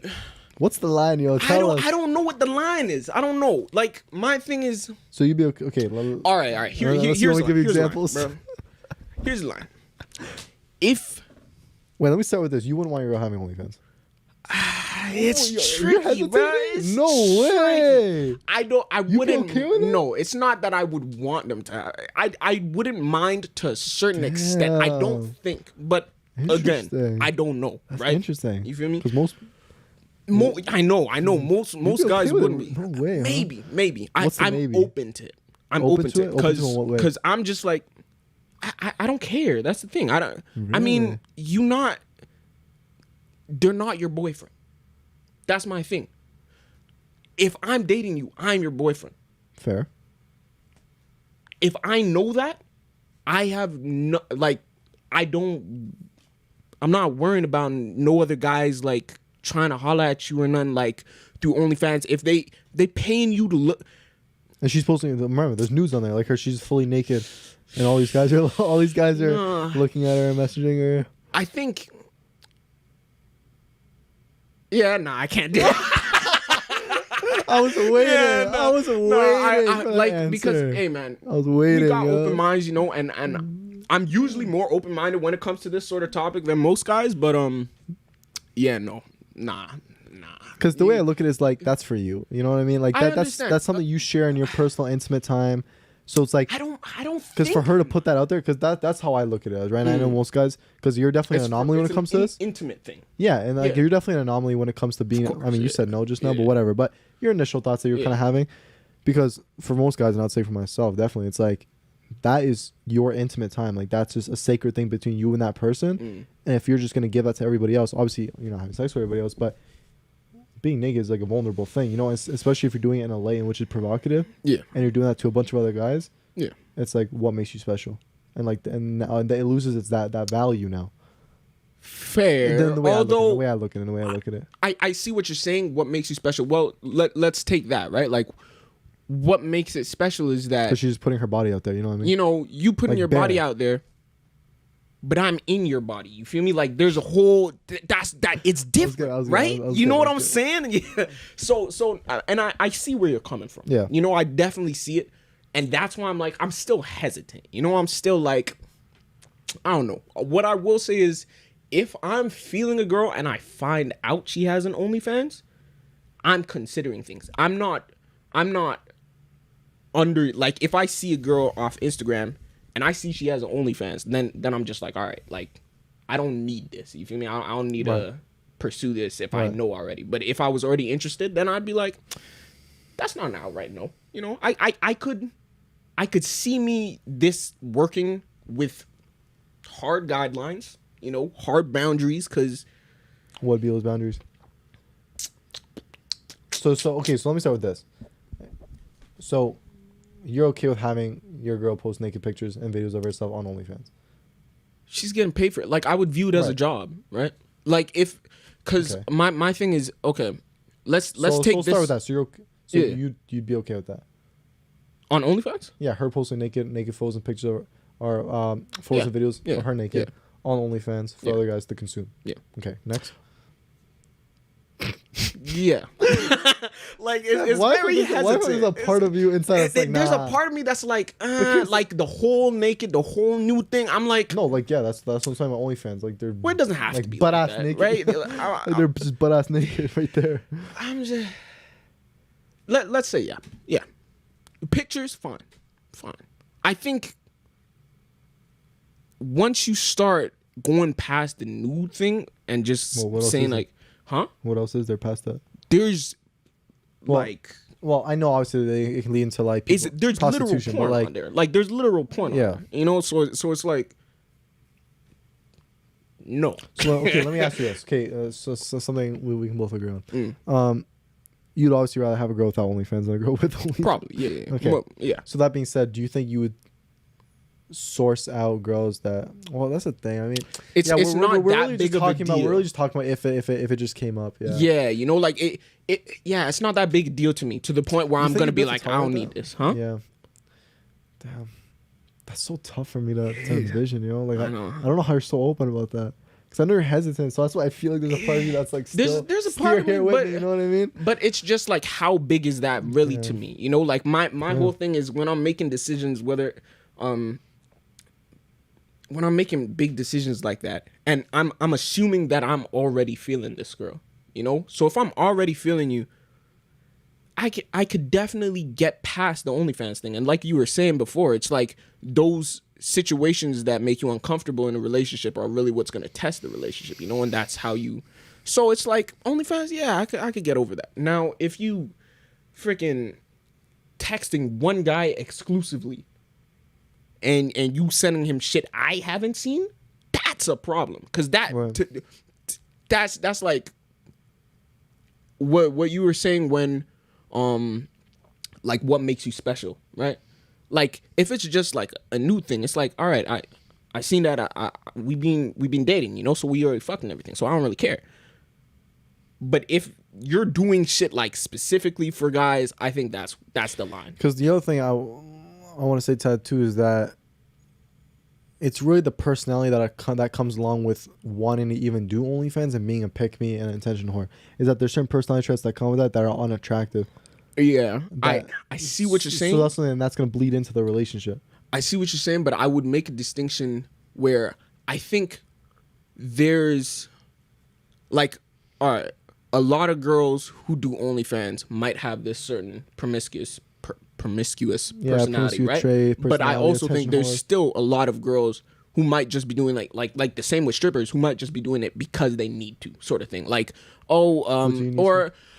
need to, you know, like there's always another option. But personally, and maybe this is why, right? Because the way I'm thinking about it, in my head, where I'm gonna be in 10 years is I'm gonna be a rapper, you know. So I'm already gonna have the spotlight on me, and I'm already gonna have the spotlight on my girl regardless. Like the way I'm thinking about it, all right, look at A$AP Rocky and Rihanna, you know. You know how many people will scour through Rihanna's just Instagram page to find something of like a skimpy outfit Rihanna wearing because she's a celebrity, you know? Right. I see myself as a celebrity. That shit's gonna be there. I think that's what it is. That's why I'm so open to it, because I've already accepted the fact that that's probably gonna be there. Like if a lot of people or a lot of celebrities date other celebrities because it's like a class thing. Yeah, you know? You're trying to date people within your bracket, sort of thing. Those sort of people, they've already got a limelight on them. You know, they've already got those pictures up online. You know, they've already got, just on their Instagram alone, they've got a bunch of, like, let's say models. You feel me? Yeah. I'd be fine dating a model, full well knowing that they have to take like nude photo shoots and shit. I don't mind. And that shit's going on magazines, you feel me, and shit like that. Those are ones that do that, yeah. Yeah, of course. But my whole point is like, that shit wouldn't bother me because I've already accepted that shit's about to happen. So you obviously, I don't think any guy would go out of their way to look for it. So obviously, when sourcing girls, you obviously wouldn't look for any girls that had OnlyFans. Of course not. We're mainly talking about if you were in a relationship with her and somehow you found out that she did. Yeah, this is a really weird hypothetical because it's like, how am I dating this girl and I didn't know? You feel me? Right. But it's like how do you conceal it that well? But here's the thing too: most OnlyFans model fail on OnlyFans because it's literally a business. Like you need to. Well, look at it like this.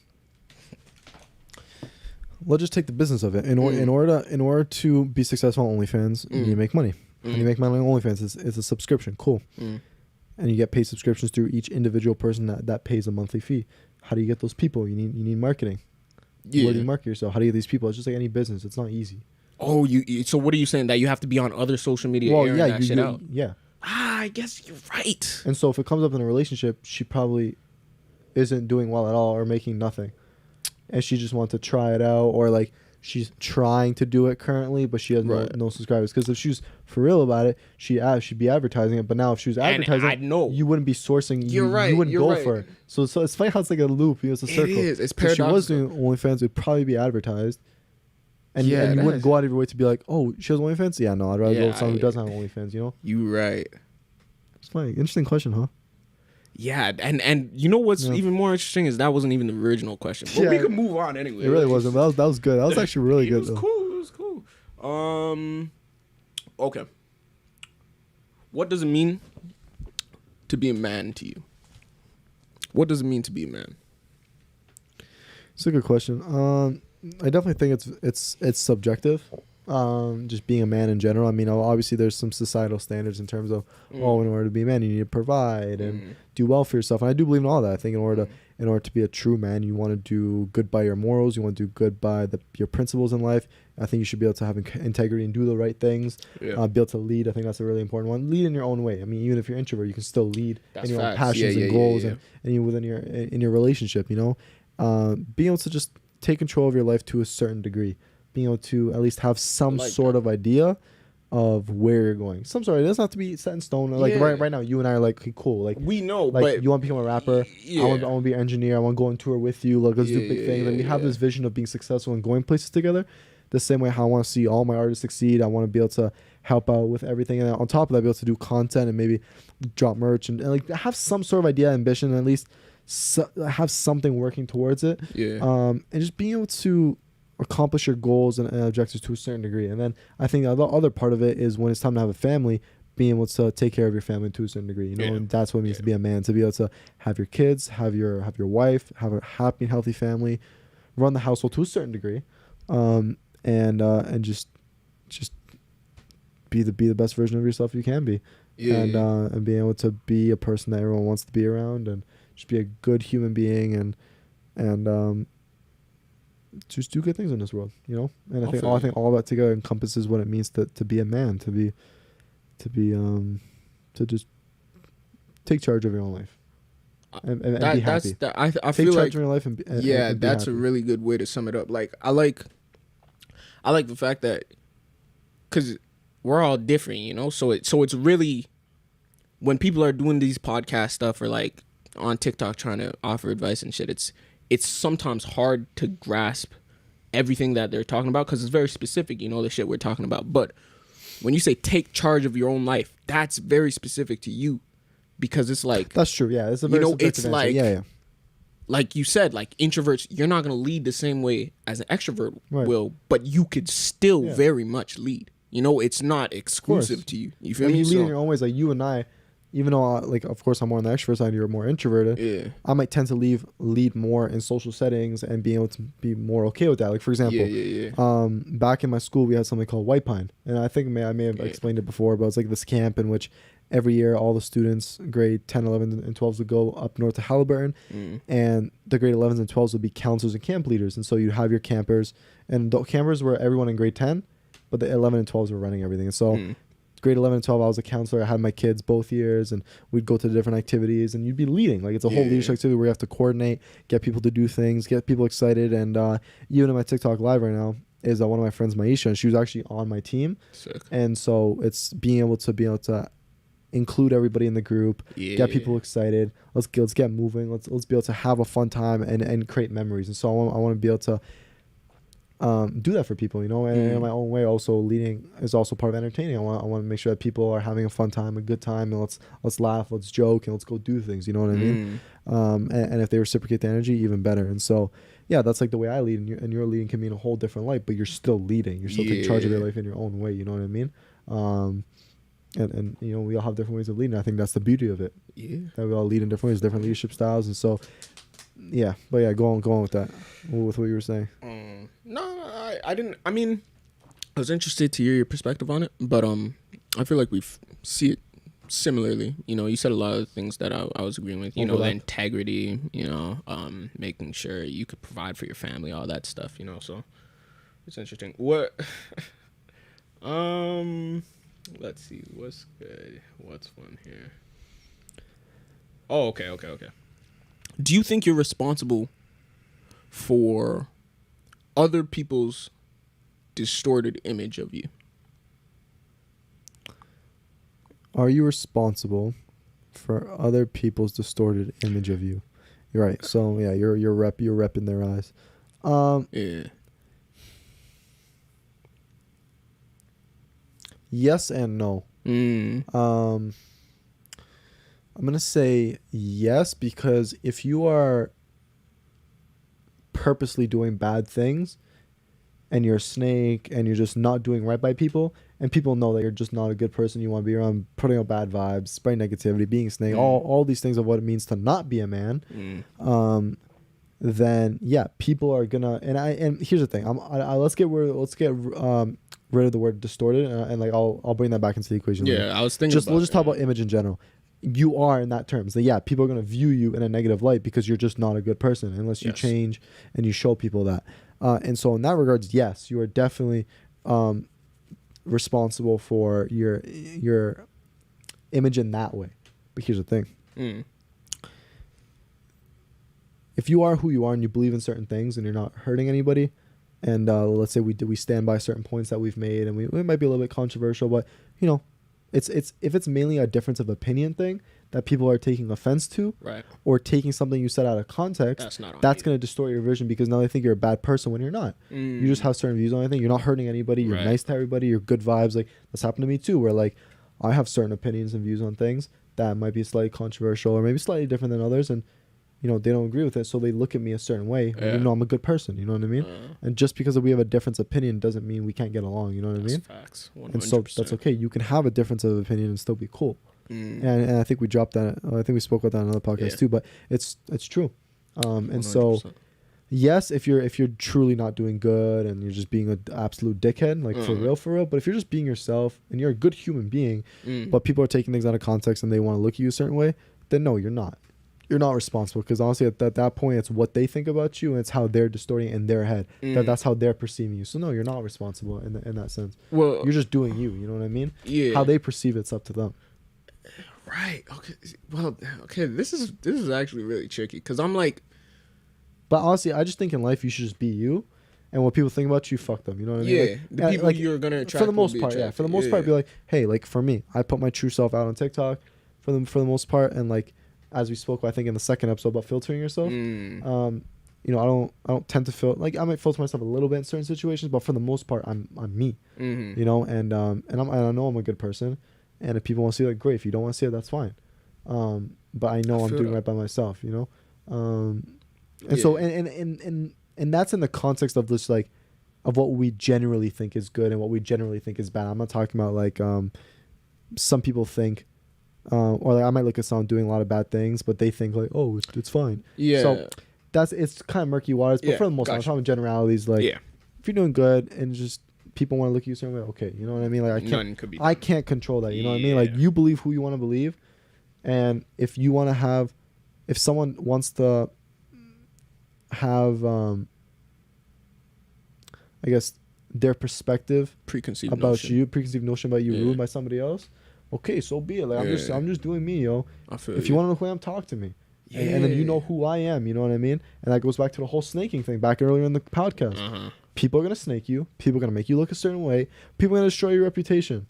They're going to try to destroy your reputation. But at the end of the day, the real ones are gonna know who you truly are, and they're gonna stand by your side. That's the reason why all my boys stick by each other, because we know who we are. Yeah. There's a reason why if someone came up to you right now and they said, "Yo, Ben is freaking gaslighter, he's a narcissist," or some bullshit, like you'll not be like, "Bro, like shut up." You know, you won't believe it, because it's like at the end of the day, we know who we are. You know what I mean? And if you're close with somebody, it's like, bro, like, so that's what I'm saying. You almost gotta be like, fuck the haters.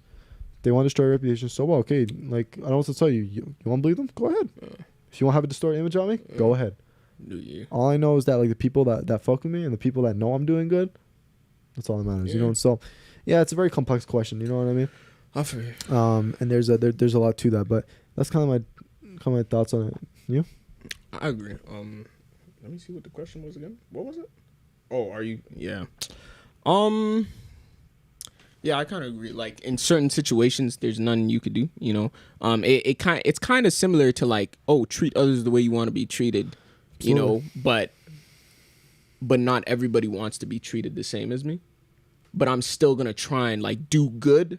And if you don't, like, if you're not messing with what I'm about, with my vibe, you know, then that's cool. You know, go about your way. But yeah, I think I agree. Like, if you just going about your life in a way that you think is good, that you think is acceptable, I think you're gonna have a circle of people who have that same vibe around you. Usually, like, you attract the same sort of vibe that you put out, you know? Yeah. So even if like say me and you we're walking on the street, we don't know each other, and me and you might have different vibes, but we have our circles of people who mess with our vibes. So it doesn't matter if I think you're a bad person, because I have the people, or you have the people that think you're a good person, and that's the people who really matter. You feel me? Like, who cares about a random person on the street, sort of thing. But right, and the thing I usually say is, like, only care for the people that care about you. That's for the most part, anyway. You know, it's obviously be nice to everybody. Yeah. If they want to care for you, a certain level of respect. Yeah, absolutely, right. Yeah. But in general, you don't care. You know, people. If somebody doesn't care about you, all right, I don't give a fuck about you either. You know what I mean? Like, if you don't care about me, I won't care about you. I'm not gonna waste my time trying to, like, beg to you to try and, like, care for me, please. please care for me. Yeah. Man, I don't care. Like, fam, you don't have the time for that, yo. That's facts. Like, be cool, everybody. If they don't want to respect you and care for you, okay, fine, move on to the next person and just care. You have a lot of people around you that care for you, so go build and strengthen and deepen those relationships. Those bonds. I feel you. All right. Okay. Here's an interesting one. I've been waiting to hear your perspective on this one. All right. Do you think we should be raising sons and daughters differently? Yeah, absolutely. Really? What? Okay. All right. I think this is where we're at. All right. Let's hear it. Hear me out. Here. Slow. Hold your horses. Slow it down. Slow down for 1 second. Depends. So yes. Agreed. And no. Another yes and no. Another yes and no. And I think you're gonna agree with me on this one, because like, I mean, I don't think we're gonna be too off with our explanation. So I think. So here is the no. I don't think so. Here's a no component, and I'll go into the yes. So no, because for the most part in life, there are general rules and foundations that you should live by. Yeah. Respect, integrity, be good to yourself, be good to others, true respect, take charge of your life, be a leader. Even for girls too, be a leader in the environment, be the one that people want to be around, take charge of your life, and just do good by everybody, you know, and respect your parents, and just a lot of good stuff, you know what I mean? So the basic foundational elements of life that everybody should live by, absolutely. And so in terms of rating them differently in that front, no, like, you know, you should teach the same principles, the same values to both in that regard. Here's the yes. You know, men and women live in two completely different worlds. It's different. I feel and you know, there's a lot more worries for women in terms of, you know, being assaulted. You know, you got to move differently. They move very differently, and there's a lot more things that they just operate different within society. You know, it's even when it comes to relationships. You know, attraction is different. You know, being an attention whore and a pick me matters. You know what I mean? But like your reputation that you put out on that front, your social media presence, and how that affects you in attracting guys, and how if you become a stripper or you get into the sex industry, you're gonna inhibit your ability down the line to probably secure someone who's good, or you know, you want to be able to make sure you do right by your womanly duties if you're a woman, and then your men duties if you're a guy. You know what I mean? And then hopefully, and being able to want to have kids when they have a family, because that's what life's all about. And they even did a study on this. I also took this from Fresh and Fit, but they're saying that there's a study done that one of the things that women find most fulfilling just in life is having a family. They can have their career. Is that not found in men? Yeah, definitely part of this too. But for women, it was like their main thing of fulfillment was having a family. Gotcha. It wasn't their career, it wasn't anything else. It was having a family. Yeah.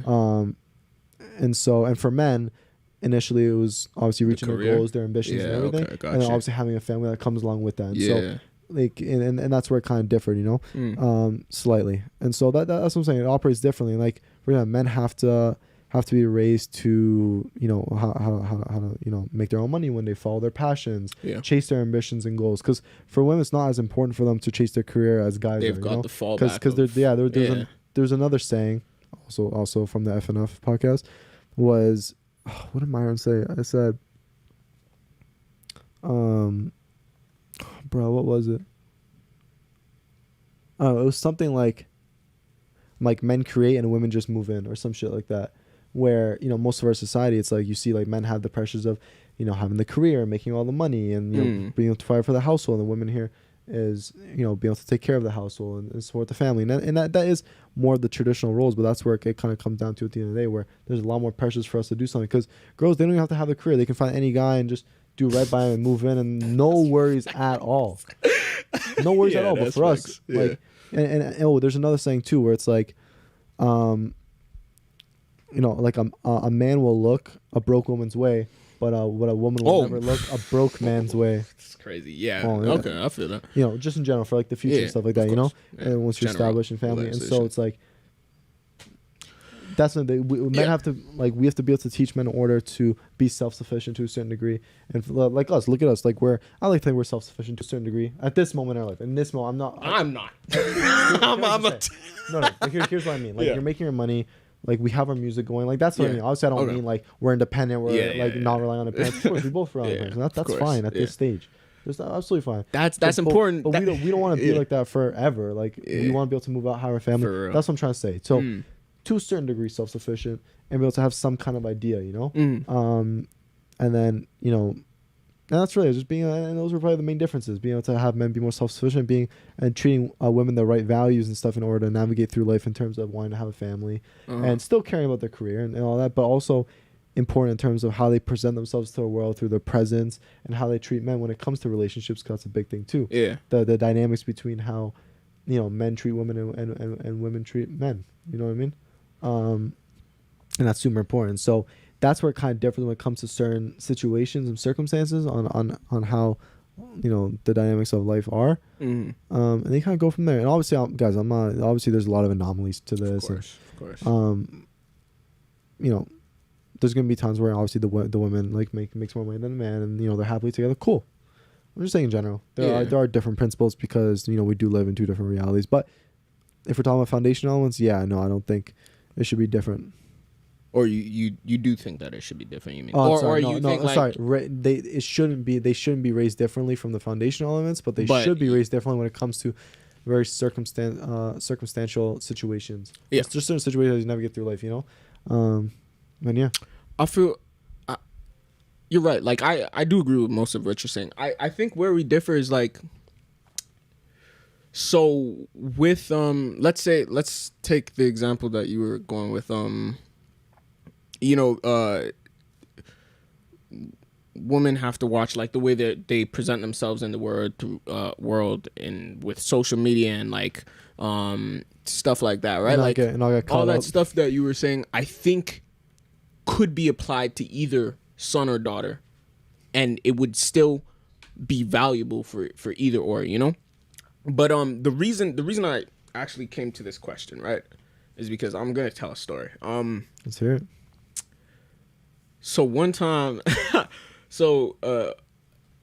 last summer, right, I was going around a lot on my bike, skateboard, going on walks. I'd go smoke something, just a little something, and I went with my sister one time, and we decided to take a shortcut to one of my usual spots, we had to hop over a fence and cross a field. And I hopped the fence, of course. I hopped the fence. My sister couldn't hop the fence.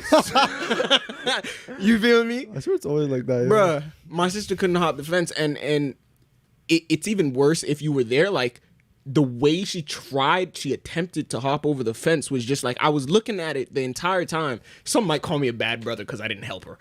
I was looking at her. It's just like, is this because my dad raised us differently? Like, is this the reason you can't hop fences? Because you weren't doing shit like I was when I was a kid? That's what I started wondering. And I was like, I started thinking, like, I'm like, my sister is a really clumsy person. Like, the hospital knows her. Like, the hospital knows her, bro. The same way, bro, the principal knew you at your school. Oh, yeah. The hospital knows my sister, man. Because she's always falling over, breaking a foot or something, She's freaking... Yeah, funny as shit, bro. When I was a kid, she broke her arm trying to tie her shoelace. Like, shit like that, bro. Man. She's clumsy, man. I'm like, is this because of the way we were raised? Or is this just... By human nature? By my parents. Because, like, what I'm thinking... And I don't know, I haven't come to a conclusion. But I'm thinking, like, I'm looking back on my own childhood, and I'm like, well, what's the sort of shit my dad was doing? And my dad's thing was like, you could definitely get hurt. Like, that's the vibe I got from him. Like, and let me explain what I mean by that. And I think I said this sometime on the podcast before, but I'll say it again. If I were to be like, hey, Dad, could I, like, climb that tree? He'd be like, climb the tree, just don't fall. And if I fell, I'd learn from the experience how to climb better, or I'd learn just don't climb trees because you're going to fall. I could learn two of those things, right? I don't know if my sister was doing shit like that. And I think, like, there's certain things, of course, and where I agree is the way men and women got to move in the world, right? Because, like you were saying, women have to think about a lot more things. They have to think, these guys are much stronger. They could assault us at any moment, whatever, all that stuff, So in that sense, they should be moving differently. I think, though, when it comes to, like, let's say even you were mentioning about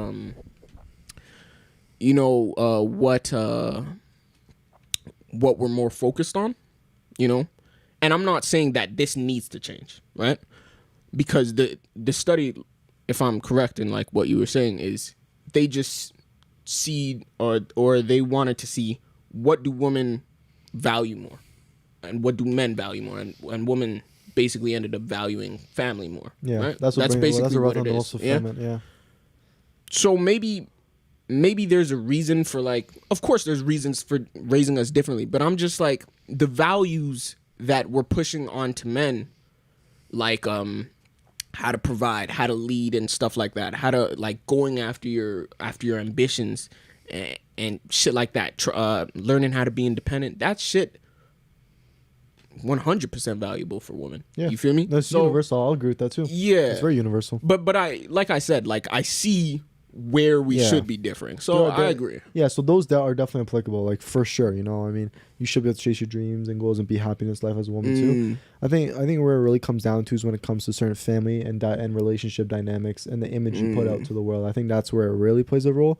Well, I would say even with the image you put out, I think, like, men's image is important too, but, like, what I'm talking about when it comes to women being, like, the whole problem of promiscuity and then being provocative on the internet. And I think the reason I'm saying that is because, like, well, when you were talking about the image, right? I said I took a moment in my head. I was like, well, okay, like, if you take like I'm not viewing a male stripper and a female stripper much different. You feel me? Like, regardless of male or woman, like, you a stripper, you feel me? Like, and I'm not looking down on strippers like that. I'm just using it as an example, like, it's the same for me. You feel me? We looked at them, strippers. Anyways, go on. No, that's just, like, with the image thing. It's like, as much as it matters for women, right? Yeah. I feel like maybe it doesn't matter as much, but to a certain But here's the extent. thing too. You know, like, yeah, I see where you're coming from. I really do, because you know your image is your image. You know, it's like you're a stripper. You're stripper either way. Yeah. But remember how we had that conversation, and you know we definitely agreed on this. Where for men, it's a lot harder to attract and get sex. For sure. But for women, it's just like that. Yeah. And so I think because of that difference, that's why it plays a role, because you know it's even on the internet. I understand what you're saying, but the reason I would still disagree there is because even regardless, like, and I know what you're saying, where like with girls it's easier to attract a guy because there's a guy will always want a girl. Yeah, you feel me? and a girl Whereas can be like vice versa like that. like society, like unattractive, and still have like a shit ton of attention. A guy, 100%. You can even be an 8 or 9 and still not get like any attention. So I think that's why it's like if you're like posting provocative pictures as a guy, like shirtless photos and all this stuff, and getting attention, that right there is a lot more harder than a woman just harder. Oh, okay. Hard to attract the initial attention. I see what you're saying. So that's why it's not viewed the same. Cause it's like, okay, cool, like he earned it, kind of. You know what I mean? And for the girls, like, oh, okay, well, obviously now you're just like being a pick me at that point, because it's like, okay, yeah, because it's easy like, for them. Yeah, strippers, it's like you have to genuinely like have done something, and be like super attractive and all this shit, in order to have people show up for a male stripper. To see you dance. That's supposed to a girl. It's like you can be like ugly. Yeah, they're ugly. It's very subjective, but you know what I mean. Like ugly, 1,000 people will show up, and so because of it being like that dynamics right there, I guess that's why it's viewed a little bit differently. Just like with like how we spoke about body counts too, where it's not necessarily viewed the same if a guy has a lot of body counts versus a girl, because it's like with a girl, it's just she can walk into the street and be like, who wants to have sex? Boom, 5 guys will walk up. A guy does that, no one blinks an eye. No. You know what I mean? And that's why you might get an opposite response, bro. You might get the cops called on you, bro. Like, you crazy. Like, you crazy, bro. Right? And so because of that, it's like it's viewed as he actually had to do something and provide value and like spit game or whatever to get those bodies. With girls, it's just, well, hook up, sure. I guess, yeah. I see what you're saying, and the difference is definitely there, and right? And that difference alone right there carries on to being able to like social media presence, being a male stripper, and all this stuff. You know what I mean? Well, yeah. Where I'm saying is, like, it socially, right? We might view the guy as you had to work harder for this, right? Right. On a social level, you have to do something in order to like get that. Yeah. Yeah, but on like I don't know, like maybe a societal level. I don't even know if I'm using it right, but that shit still isn't a good look, regardless. Regardless, you feel me? Yeah. That's why I'm just like, either way, like, and sorry to fall back on the stripper thing, but either way you a stripper. You know, I don't care if you guy, if you had to work harder, like, so you got a good body and you sell it. Just you like feel me? Like porn industry that's too. all it is. It's not a good look regardless. But the one thing that the other argument that's made on this is, and let me know your thoughts on this is. Sorry. Let's see. Let's say strippers. Oh, I have it. Give me a sec. I have it right there. Because you're saying, it's still not a good thing regardless. Oh, another argument is that because, like, in terms of body counts, because the guy actually had to do something and spit game and you know really have to do something in order to get those bodies, that it's can be viewed as more attractive in other women's eyes. Because those women think that this guy has game, and if he's able to attract all those girls, he knows what he's doing. On the other hand, that if a guy, I'm not saying every guy, but if a guy were to look at a girl with a high body count, they might be like, you didn't work for it. Bro, you gave yourself away. Yeah, I see what you're saying. What are your thoughts on that argument? I think that argument, like, that it might be viewed as more attractive. That argument is like,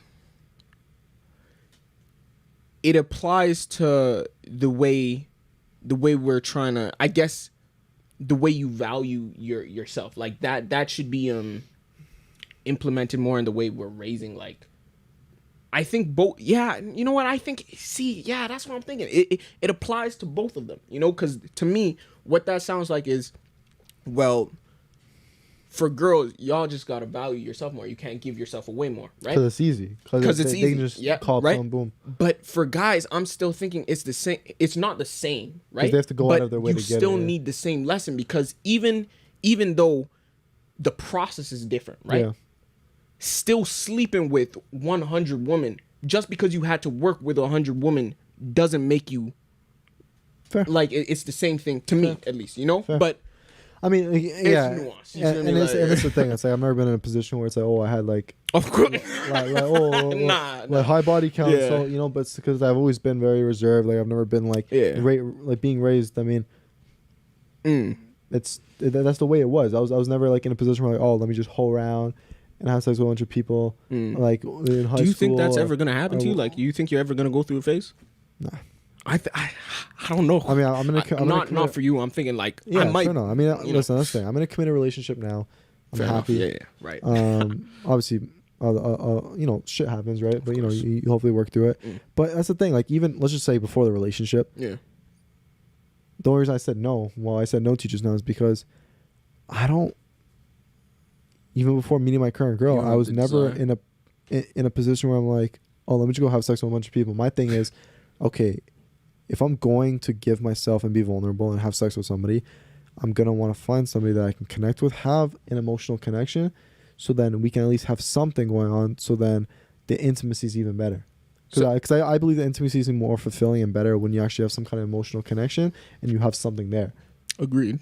And so before meeting my girl, it was more so, okay, whichever I'm going to meet, like I'm not going to like go through and be like, okay, let me just go on every single day, have sex with a bunch of people. I don't know. That was never my mentality. I was looking for a relationship, and just to experience more dynamics of a relationship, because I always talk about it, and that's something that's always interested me, you know, and the dynamics of relationships.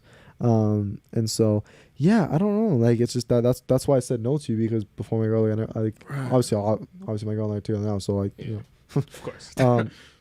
But before, it's like I never really had that mentality, you know. And even somebody said that too back in like, I think grade 11 or 12. Someone's like, yo, Ben, you should just like, don't even take anything too seriously, have fun and go do your thing. And I don't know, I mean, I haven't really changed since then in terms of my views on it, and that's why I was happy to actually find a relationship, and then just go from there, you know. No, I feel you. I like in this, I'm sort of the same in the same sense. Like I never had like a whole phase. I've been looking for a relationship sort of thing. Like that was always, like I remember I had a conversation. You don't want mindless like. Yeah, no, I'm not really looking. You want to look for something that you can have something like. Yeah. Something. It doesn't have to be anything too serious, but something there. Yeah. Like a connection. Hang out, have fun. A connection, for sure. Facts. Yeah. 100% required. But I'm just thinking like I think a lot could happen. You feel me? I'm like, I could see myself in the future going through a phase where I'm like just trying to gain experience. Fair. Right? I think that's very fair. Because I think experience is needed in order to like better serve your lover. And I use serve in like a metaphorical way or whatever you want to call it, you know? But yeah. What's the next topic, bro? I think that's fair. Yeah, you're just open to like whatever happens. Yeah. Yeah. It's like you'll see what happens in the moment, what your feeling is, and you'll go from there. All right. Next hypothetical. So let's say you dating your girl for however many years and you ready to propose, and you propose and she says no. Oh, it's kind of like if a woman says no to the proposal, is the marriage over or is the relationship over? Is that kind of like the question? Yeah, although I like, to me, because I swear I asked that on like. Did we already talk about this? Let's just talk about it. Oh, fair enough. I don't care. Well, to me, I'm like, the obvious answer to me is like, no, you're not gonna stop a relationship just because like you said no to marriage. Like that's kind of crazy, right? Like if I've been dating you for 7 years. But here's sorry, go no. Go. If I've been dating you for 7 years, I'm not like, just because if I propose to you after 7 years of dating you and you say no, you said no in this moment. I'm not throwing out a 7-year relationship because of a decision you made in the now, you know? That's a broad statement, because like you could say, oh, well, you decided to cheat in the moment, you know. Yeah, we're not talking about that, you know. You're taking at face value. Yeah, but yeah, I feel like you could talk about that shit. Like it's not that serious to end a relationship. But what were you gonna say? Yeah, I definitely agree, because it could be in a wrong moment, or maybe something like personal happening. You're just not ready. And so it could be a genuine no. Marriage proposal. Yeah, marriage proposals. Yeah. And I think I modified the question. I was saying, if the woman says no to the proposal, is the marriage over? I think that's why I modified it to. And is the relationship over? Is the relationship over? Yeah. Yeah, that's what I said, right? Yeah, and you made some good points there. And I was just saying, yeah, no, if it's, because it could be the wrong moment, it could be the wrong time. It literally could be wrong anything. There could be some personal shit happening. You're just not ready. And so, yeah, absolutely. You just don't throw it away. If anything, probably the best thing to do is to talk to her to see, okay, like, what's making you feel this way? Why did you say no? Yeah. Really get to the root cause. And if it's something that you guys can fix and something that just makes sense as to why she couldn't say yeah, then fair. You know what I mean? Or like if it's something bigger, like, you end up realizing that, it's some root problem that can't be fixed and she's feeling like that. I see what you're saying. The relationship is over. Or like, for example, if you guys have spoke about it, because like, here's the thing, I don't think you should propose someone unless you guys already know what's going to happen. Like, for example, like, that makes sense. Let's say if you guys been in a, I don't know, however long relationship, you guys both feel ready, you guys should be talking about it. She's going to be like, are you ready? Like, what you think? Yeah, I'm ready. We getting pretty old. Right, yeah. It's more so we're on the same page. It's just wait till I do it. You know what I mean? That was kind of the same thing when I asked my girlfriend to be like my girlfriend officially. Like, like leading up to it, I kept telling her, I was like, it's so funny because she's just beside me, acting like nothing's happening. But yeah, look at her. Anyways, basically leading up to that moment, I was, we were flirting and everything, and I remember, it was already insinuated that was gonna happen, and she was even asking me, she's like, when are you gonna ask me to be your girlfriend? And I'm like, yeah, I'm gonna do it. Like, relax. Like don't force things, fam. I was like, why are you forcing it? Like, nothing ever good happens when you force things in the universe. And I'm like, because like for me, I like to plan things, certain special occasions, certain surprises, and she was gonna ruin it, yo. And I was like, bruh. I was like, oh, just wait. And then I finally did it. Have this nice little surprise, and I did it. And I finally asked her, and it was a super cute moment. I gave her gift, and she just liked it, and it was nice. And then I think it was funny enough, I think that same day earlier, it was actually that day. That was the day. Oh, really? Oh, yeah, that photo. So we ended up taking like a cute photo, and then that evening I planned on like doing a little like official proposal. I did that, and it was just super cute. It was just awesome. It was nice. And then funny enough, later that night some other shit happened, but anyways, we're not gonna get into that. But yeah, it was it was good. It was solid. And I don't know why I got into the marriage proposal. Yeah, proposals. Yeah. Oh yeah, because you talk about it. My whole point was like, you talk, like, you guys are both on the same page, so when it happens, it happens. And you guys are like, there shouldn't come a moment where it's just like, no. You know what I mean? Because if you guys spoke about it beforehand, and if let's say if there's some root problems preventing her from saying yeah, then you guys aren't going to propose. You guys aren't going to go through with that next step. And so, to me, it's kind of like, it's how she's going to say yeah, or the relationship's over. Because it's like, why would she say no? If you talked about it, right? And it's like, why? But the thing is, like, why wouldn't you talk about it? You know what I mean? Yeah. I see. And the only other thing I can see is like, let's say if they have like some kind of social anxiety or something, and they just freaked out in the moment. They said no. They just didn't know what the hell's happening. You know what? Maybe like that could have skewed like her decision, and just to give her the benefit of the doubt. I see what you're saying. But in most cases, I mean, I don't like, you guys would talk about it beforehand. I mean, I like to think so. I don't think you should just blindly ask. I mean, I feel like people are out there doing that, but at the same time, like I don't know. I don't know what to each their own. I mean, shit. People are interesting characters. You know what I mean? I mean, people are gonna do what they want to do. You know what I mean?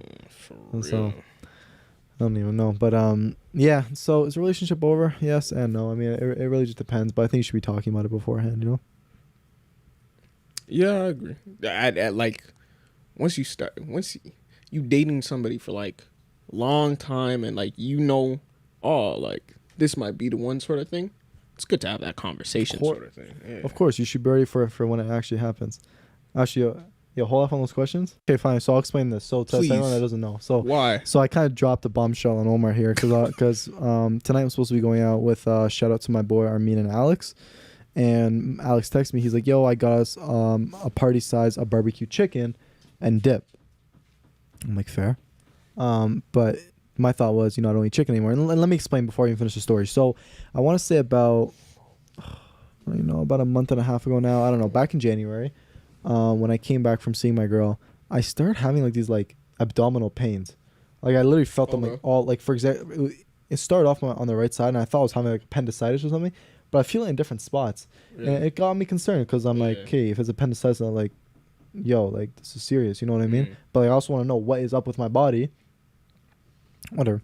So, and I remember one night I actually ended up eating a bunch of red meat, and that night it was like the trigger point. In the middle of the night I woke up, I puked I puked a lot. And that's what started the pains. And then from that point on I kind of monitored it, and it wasn't getting better after a week, so I called my doctor. I was like, hey, these are the pains I'm having. And she's like, all right, let me get you to go for an ultrasound and a blood work. So I went for blood work. It came up fine. There was 2 categories that were low, but she's like, yeah, there's nothing to worry about, you're good. It's like, okay, cool, but everything else was fine. I did my ultrasound. It came back and she's like, nothing looks wrong, but I was still having abdominal pains. So I'm like, oh, what the fuck is up with me, yo? And like, she didn't tell you what was wrong? No, there was nothing wrong. Damn, that's... No, but there was nothing wrong. Like, ultrasound came out fine. There's literally nothing wrong. Blood test was fine. And but so she said, she even said, she's like, yeah, change your diet, change it to this, right? It was a different diet, but whatever. And so I kept monitoring it, and then it still kept happening, and I was still convinced something was wrong. I tried, and I was gonna go in for like another ultrasound, but I'm like, yeah, whatever, just leave it for now. And I called another doctor just to double check, because even when I spoke to my doctor on the phone, she sounded so disinterested, like she did not care about my health and well-being and everything. Yo, chill, fam. Holy fuck.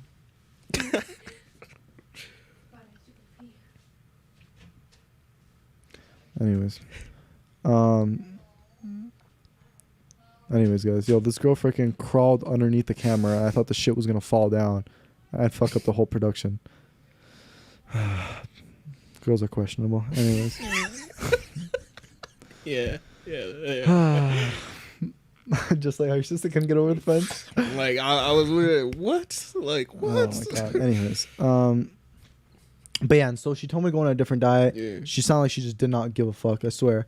And so I tried calling another doctor, and she's like, oh, you just have irritable bowel syndrome or whatever. And I'm like, okay, fair, whatever. Makes sense. Yeah. And so at that point, I'm like, okay, like let me switch to a different diet and just see if things get better. And this was my perfect excuse to finally eat healthier, because in general, I've heard a lot of studies about like meat in general, and I don't believe it's healthy. I don't. I do think there are some benefits. What, like meat in general? Yeah. You don't think it's healthy? It's not. There's actually studies now. I'm actually being dead ass. This guy said no. It's not in my opinion. Like I'm being dead ass. Like it actually isn't. But everybody's body's different. But from all the studies that I've seen and read and heard, red meat, especially red meat, is the worst for you.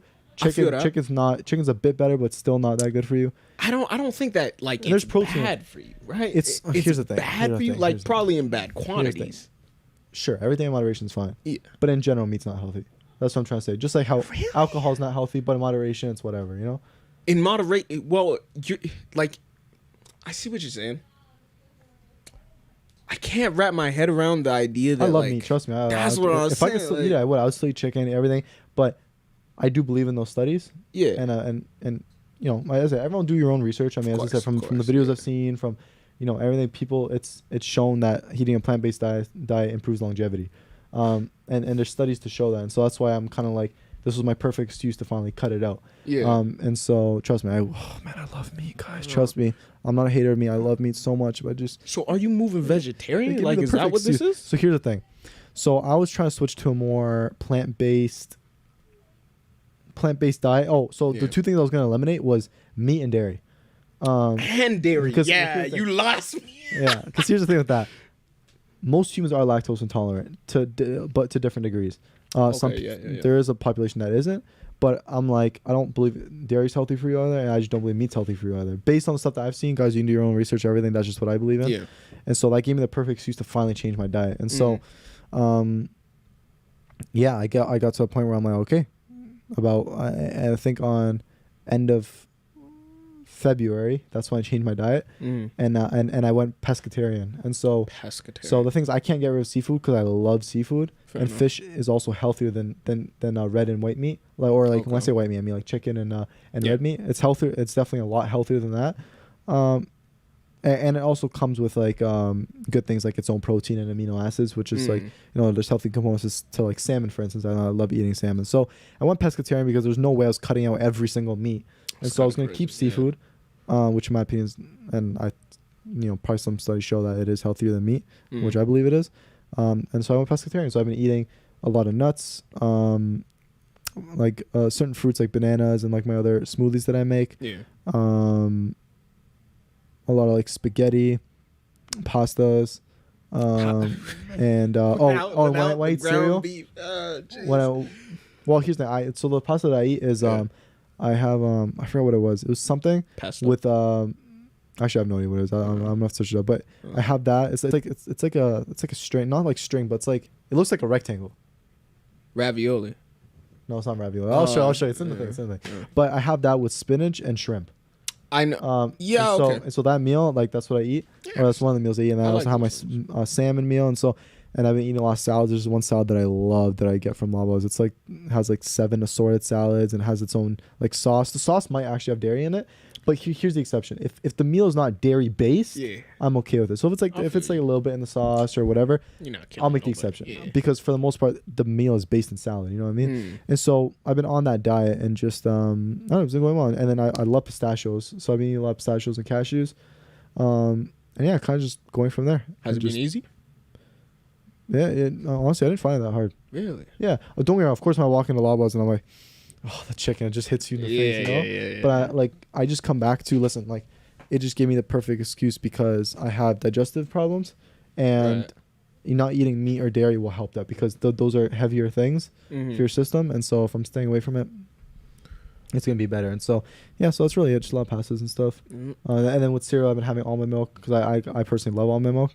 Or like if every time I went to Starbucks, I would get my coffee with oat milk instead of regular milk. And so, yeah, just it's been steady. It's been good. One thing I didn't notice is that I've been having like certain headaches here and there. And that could be because when you're on a more plant-based diet, you need to consume more calories because there's not as many calories. There's a lot more calories in dairy and meat, and so you have to make that up. Like I was even talking to one of my people on TikTok and she's like a vegan, and she literally sent me like so many cookbooks because I told her how like I'm trying to go more plant-based, and I'm asking her a bunch of questions, and she said it could be because you're eating the same amount, but because it has less calories, that's where your headache's coming from. And the one thing about not eating meat is that you lose it on vitamin B12. And so B12 is that like important? Yeah, it's important because it's one of the main vitamins you get from meat. And so because I have a lack of that now, I actually bought a B12 supplement. So every night I take B12,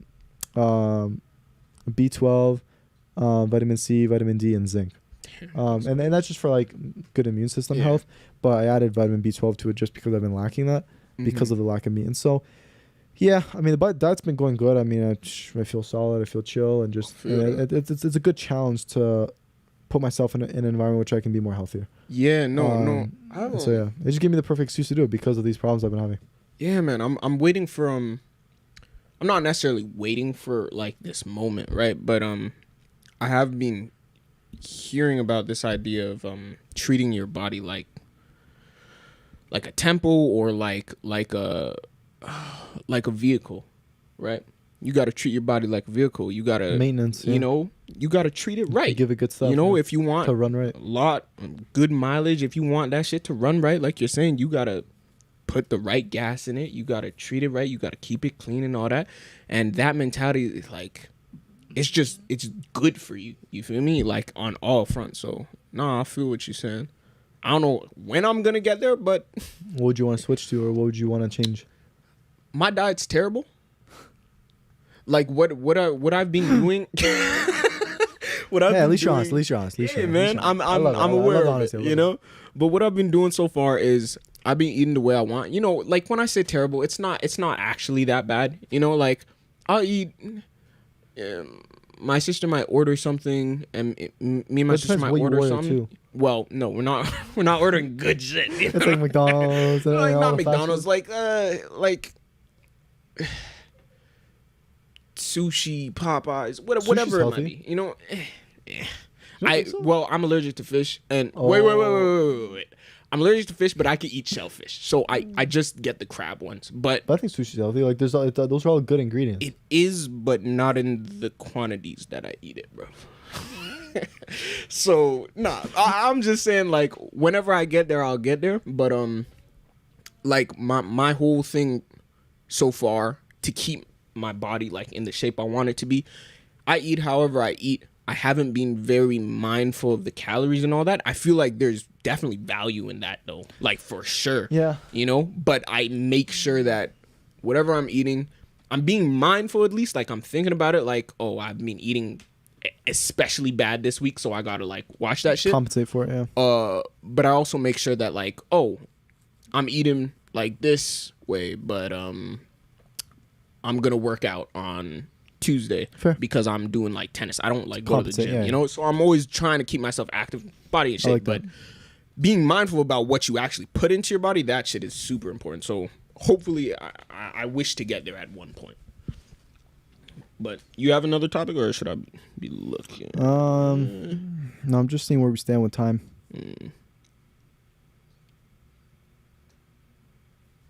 Time. Oh, because it's 6:05. Yeah, We no, can I'm do just one thinking. more. Sure. Well, what do you want to wrap it up with? Should kids be allowed to cuss?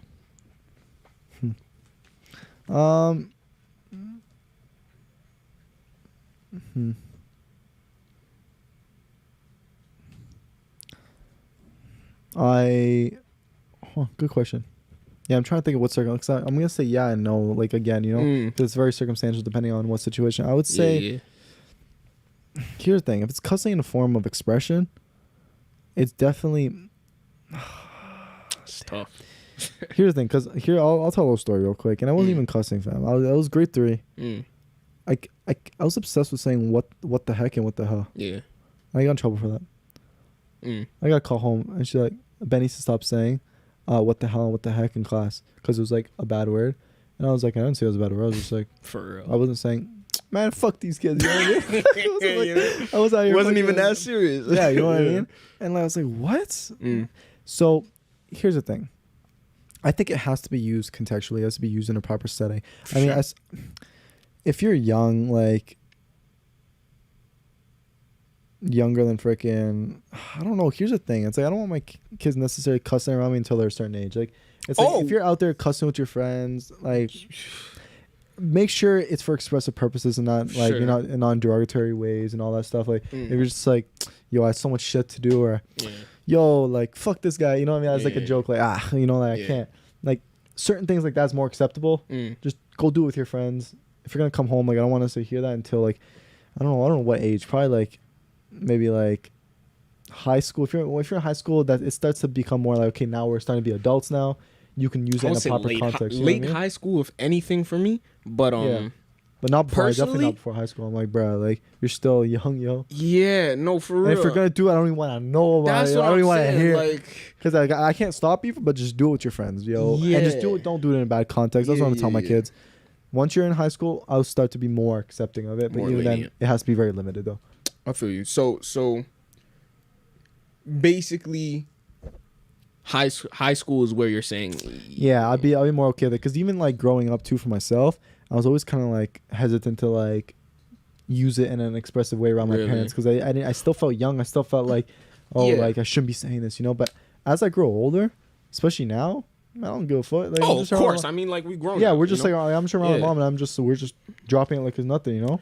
Well, okay. I was just like, I just say, yeah, man, that's some bullshit, you know. Like, I'm just out here dropping stuff like that, but not like. It's all expressive purposes, you know what I mean? And I feel comfortable doing that now, you know what I mean? Around my parents. Like, it doesn't faze me. I feel what you're saying. I think think growing up, yeah. So my question is,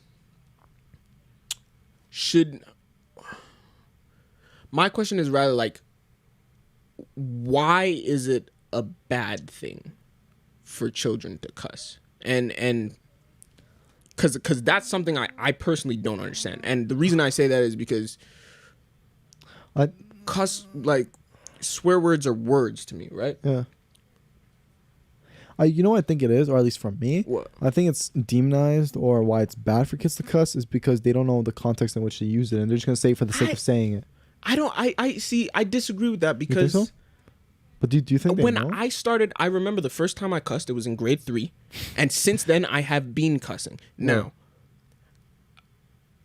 unless it was in a song, my parents have never heard me cuss. Right. Yeah, I've been cussing since, because I have my own consciousness, my own independent mind that tells me this is an appropriate time to use it. This isn't, I feel like kids, like if I was doing that in grade 3, I don't know what age I was, but you're conscious enough to make those decisions. So I don't think telling kids you can't use this word is really solving anything. And you know what? I'm always open to pushback on that because I really don't understand. Yeah, I have another thought on it. The like what the bad thing about that is, because I feel like using your words, like that's you do that every day. You got to learn how to use your words. You should learn how, and of course I'm not saying adults should be enticing kids to swear, but off on your own, like with your friends, you're gonna learn how to swear. You're gonna learn how to cuss people off. Don't cuss your parents off. You better not cuss in front of your parents. That's something different.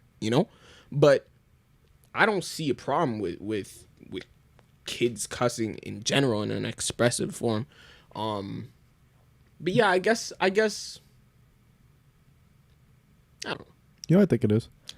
I think it also could be that most people associate cussing with like adulthood and being more mature and using more mature words. Because here's the thing, I think we can both agree that, or maybe not, I don't know, that cuss words are definitely, they're not like kid language, as people would say, kid friendly, because of the society has put it. Because like cuss words are, because it's more of like, I don't know, because they're more derogatory terms that are associated with adulthood. Like when you think of cuss words, you don't think of kids, you think of adults using it, you know what I mean? Or adolescents. And so it's almost like maybe the view is because since it's more viewed as a more mature words, it's not for kids. Yeah, and that's why it's kind of like when you see a kid doing it, it's like, oh, it's not for you yet, you know what I mean? I see what you're saying. I mean, like, I that got me thinking, like, okay, well, like, why is a R-rated movie R-rated? That's what I was thinking. I was literally just thinking. You've got profanity, you've got drug use, violence, possible nudity, sex, whatever, right? Yeah. Out of those things, we shouldn't be teaching kids violence, obviously. Sex, you're too young for that, of course. Profanity. Again, I don't really see what's so bad about it. I mean, kids are taught in kindergarten, sticks and stones can break my bones, but words can't hurt me, but they're not allowed to use words. Like, it never made sense to me, ever. You have the ability, like, I could turn my swearing off and on to this day. I've been able to do that since grade 3. Yeah, I see no reason. Trust me, I can do it too. Around certain people, you're not going to say if everybody can do it, then I'm just like, what's the problem? Yeah, with kids I really just think it comes down to like people categorize it's the perception. Just like with sex, just like with thing, they put it into a category of, okay, this is rated R and this is adult stuff. So that's why as a society we view it as only an adult thing. So we see kids swear, it's like, bro, you're not there yet. You're not an adult yet. And I don't know, I feel just because we've categorized it. And then on a subjective level, it's different on whether you want to allow your kids to question or not. But I think as a society, it's more of categorizing different things into, okay, what's more kid friendly, what's more adult, and how do you come up with those categories too? So how do you feel about that? Because I'm thinking like when you said this is kid friendly and this isn't, sort of thing, I was thinking about the way I want to like raise my children, if and when I eventually have some, right? Yeah. And I'm like, I don't know that I'm trying to like shield my children from the way the world actually is. You know what I'm saying? Like, it's better to inform them. It really is better. What I'm like, I believe the job of a parent is to prepare and not necessarily like, you want to protect your child, of course. Like, you want to protect your child, but you're not trying to shield them from the world. Like, you're trying to prepare them so they can independently live within it and understand the way the world works. You feel me? Like, sectioning kids off, and of course, they're, to an extent, what I'm about to say, but sectioning kids off and kind of isolating them in this bubble where, oh, we're in La La Land, everything good happens. Like, I don't know if I agree with that fully, but I'm young and inexperienced, so I don't know. But what are your thoughts on that? Fair. I mean, I think that should be one of the only jobs of parents, to just expose kids to certain things and prepare them for the world. Because I mean, if you shelter them from everything, then they have to discover that on their own, and you'd rather have them discover it through you, or not even discover it, because that means you're searching for it, and then you end up finding it, or you're not doing anything and then you just end up finding it like through another source, which, you know, probably isn't the best, because you have your best kid's interest, you have your kid's best interest in mind, and then you'd want to expose these things to them so they can learn it the proper way, or proper according to you, you know, according to the general good of society, just like whether it be first time drinking or smoking weed, or you know, the life of relationships, sex, whatever it is, right? Make sure they're informed so they can go off and have this knowledge to build off of, and to recognize when something is not right based off of what they know. Because if you teach them the good, then they can see what's bad. You know? Yes. Yeah. And so and you have to feed it to them in bits and pieces as they grow older, as to where you see fit. You know, and yeah, I think that's pretty much it. Like, fuck what society thinks. I mean, we all know what the general good of society is, and then now you go run off and make your own subjective calls of when you think you should tell your kids what and how, and just prep them. Yeah, I'll figure it out. And maybe that'll change for us in 10 years. We'll see, and what we think about it. But yeah, I think that's pretty much it. I think we should. That was a. I think that was a good ending to the podcast. Yeah, we've been going on, I think, for about 2.5 hours now. I'm probably gonna end up stitching these 2 episodes together. We'll see. Oh yeah. And just, you know, make it go live at some point. And that's it. So I hope you guys enjoyed it. If you guys haven't already, hit that thumbs up button, because it truly helps out the video get pushed out to more people. So the algorithm, comment something down below, because I read all the comments and I like them, and all that good stuff. And if you have any questions for us, please put it down below. Hit that subscribe button so you can join the family, because, you know, we truly are a family here. Positive environment, good energy, and we all just want the best for each other. And hit that notification bell button for you know, so you can stay up to date on when the videos come out. Other than that, I do wanna say thank you to Omar for being here for, you know, 9+ episodes, or I think 9 episodes now, whatever it is. And you know, hopefully I can have you on again soon. Sure. You know, you let me know when, because you're always more than welcome back on here, and cool. We'll cook up and do our thing. Much and appreciate it. And you know, it's gonna be a sad goodbye for now. But he'll be back, and Omar will be watching from the sidelines and doing his thing, and sure, he's always welcome. And you know, and if we get enough requests from you guys, hopefully Omar will feel peer pressure to come back on. So yeah, we'll see. But yeah, any final words for being on this episode, and any final remarks until the next time, whenever that is? I'll see y'all later. Yeah. No. It's always a pleasure being on this. You know, it's always a good time, and this felt good. I'm not gonna lie. Yeah, of course like, it did, and especially because it's been so long since we like had a full podcast. Like, despite all the little run-ins we had, it was good. You know, so yeah, whenever the next time is, it's gonna be a good time too. Yeah. You know, it felt really good, and so yeah, let's continue to do big things. And guys, Omar and I are gonna continue to make music regardless. You know, you might not see any episodes for a little bit from him, but hey, we're still gonna be making music. And so go follow him on callme.gaskin, or now that's on Instagram, callme.gaskin, and stay up to date on when tracks come out, because, you know, Omar and I put a lot of work into those, and, you know, we want people to hear the fire music and just go crazy. And other than that, you guys can follow me on TikTok, Snapchat, and Instagram at soko.chats, SOKO.chats. And other than that, I think that's pretty much it. I will see you guys on the next episode.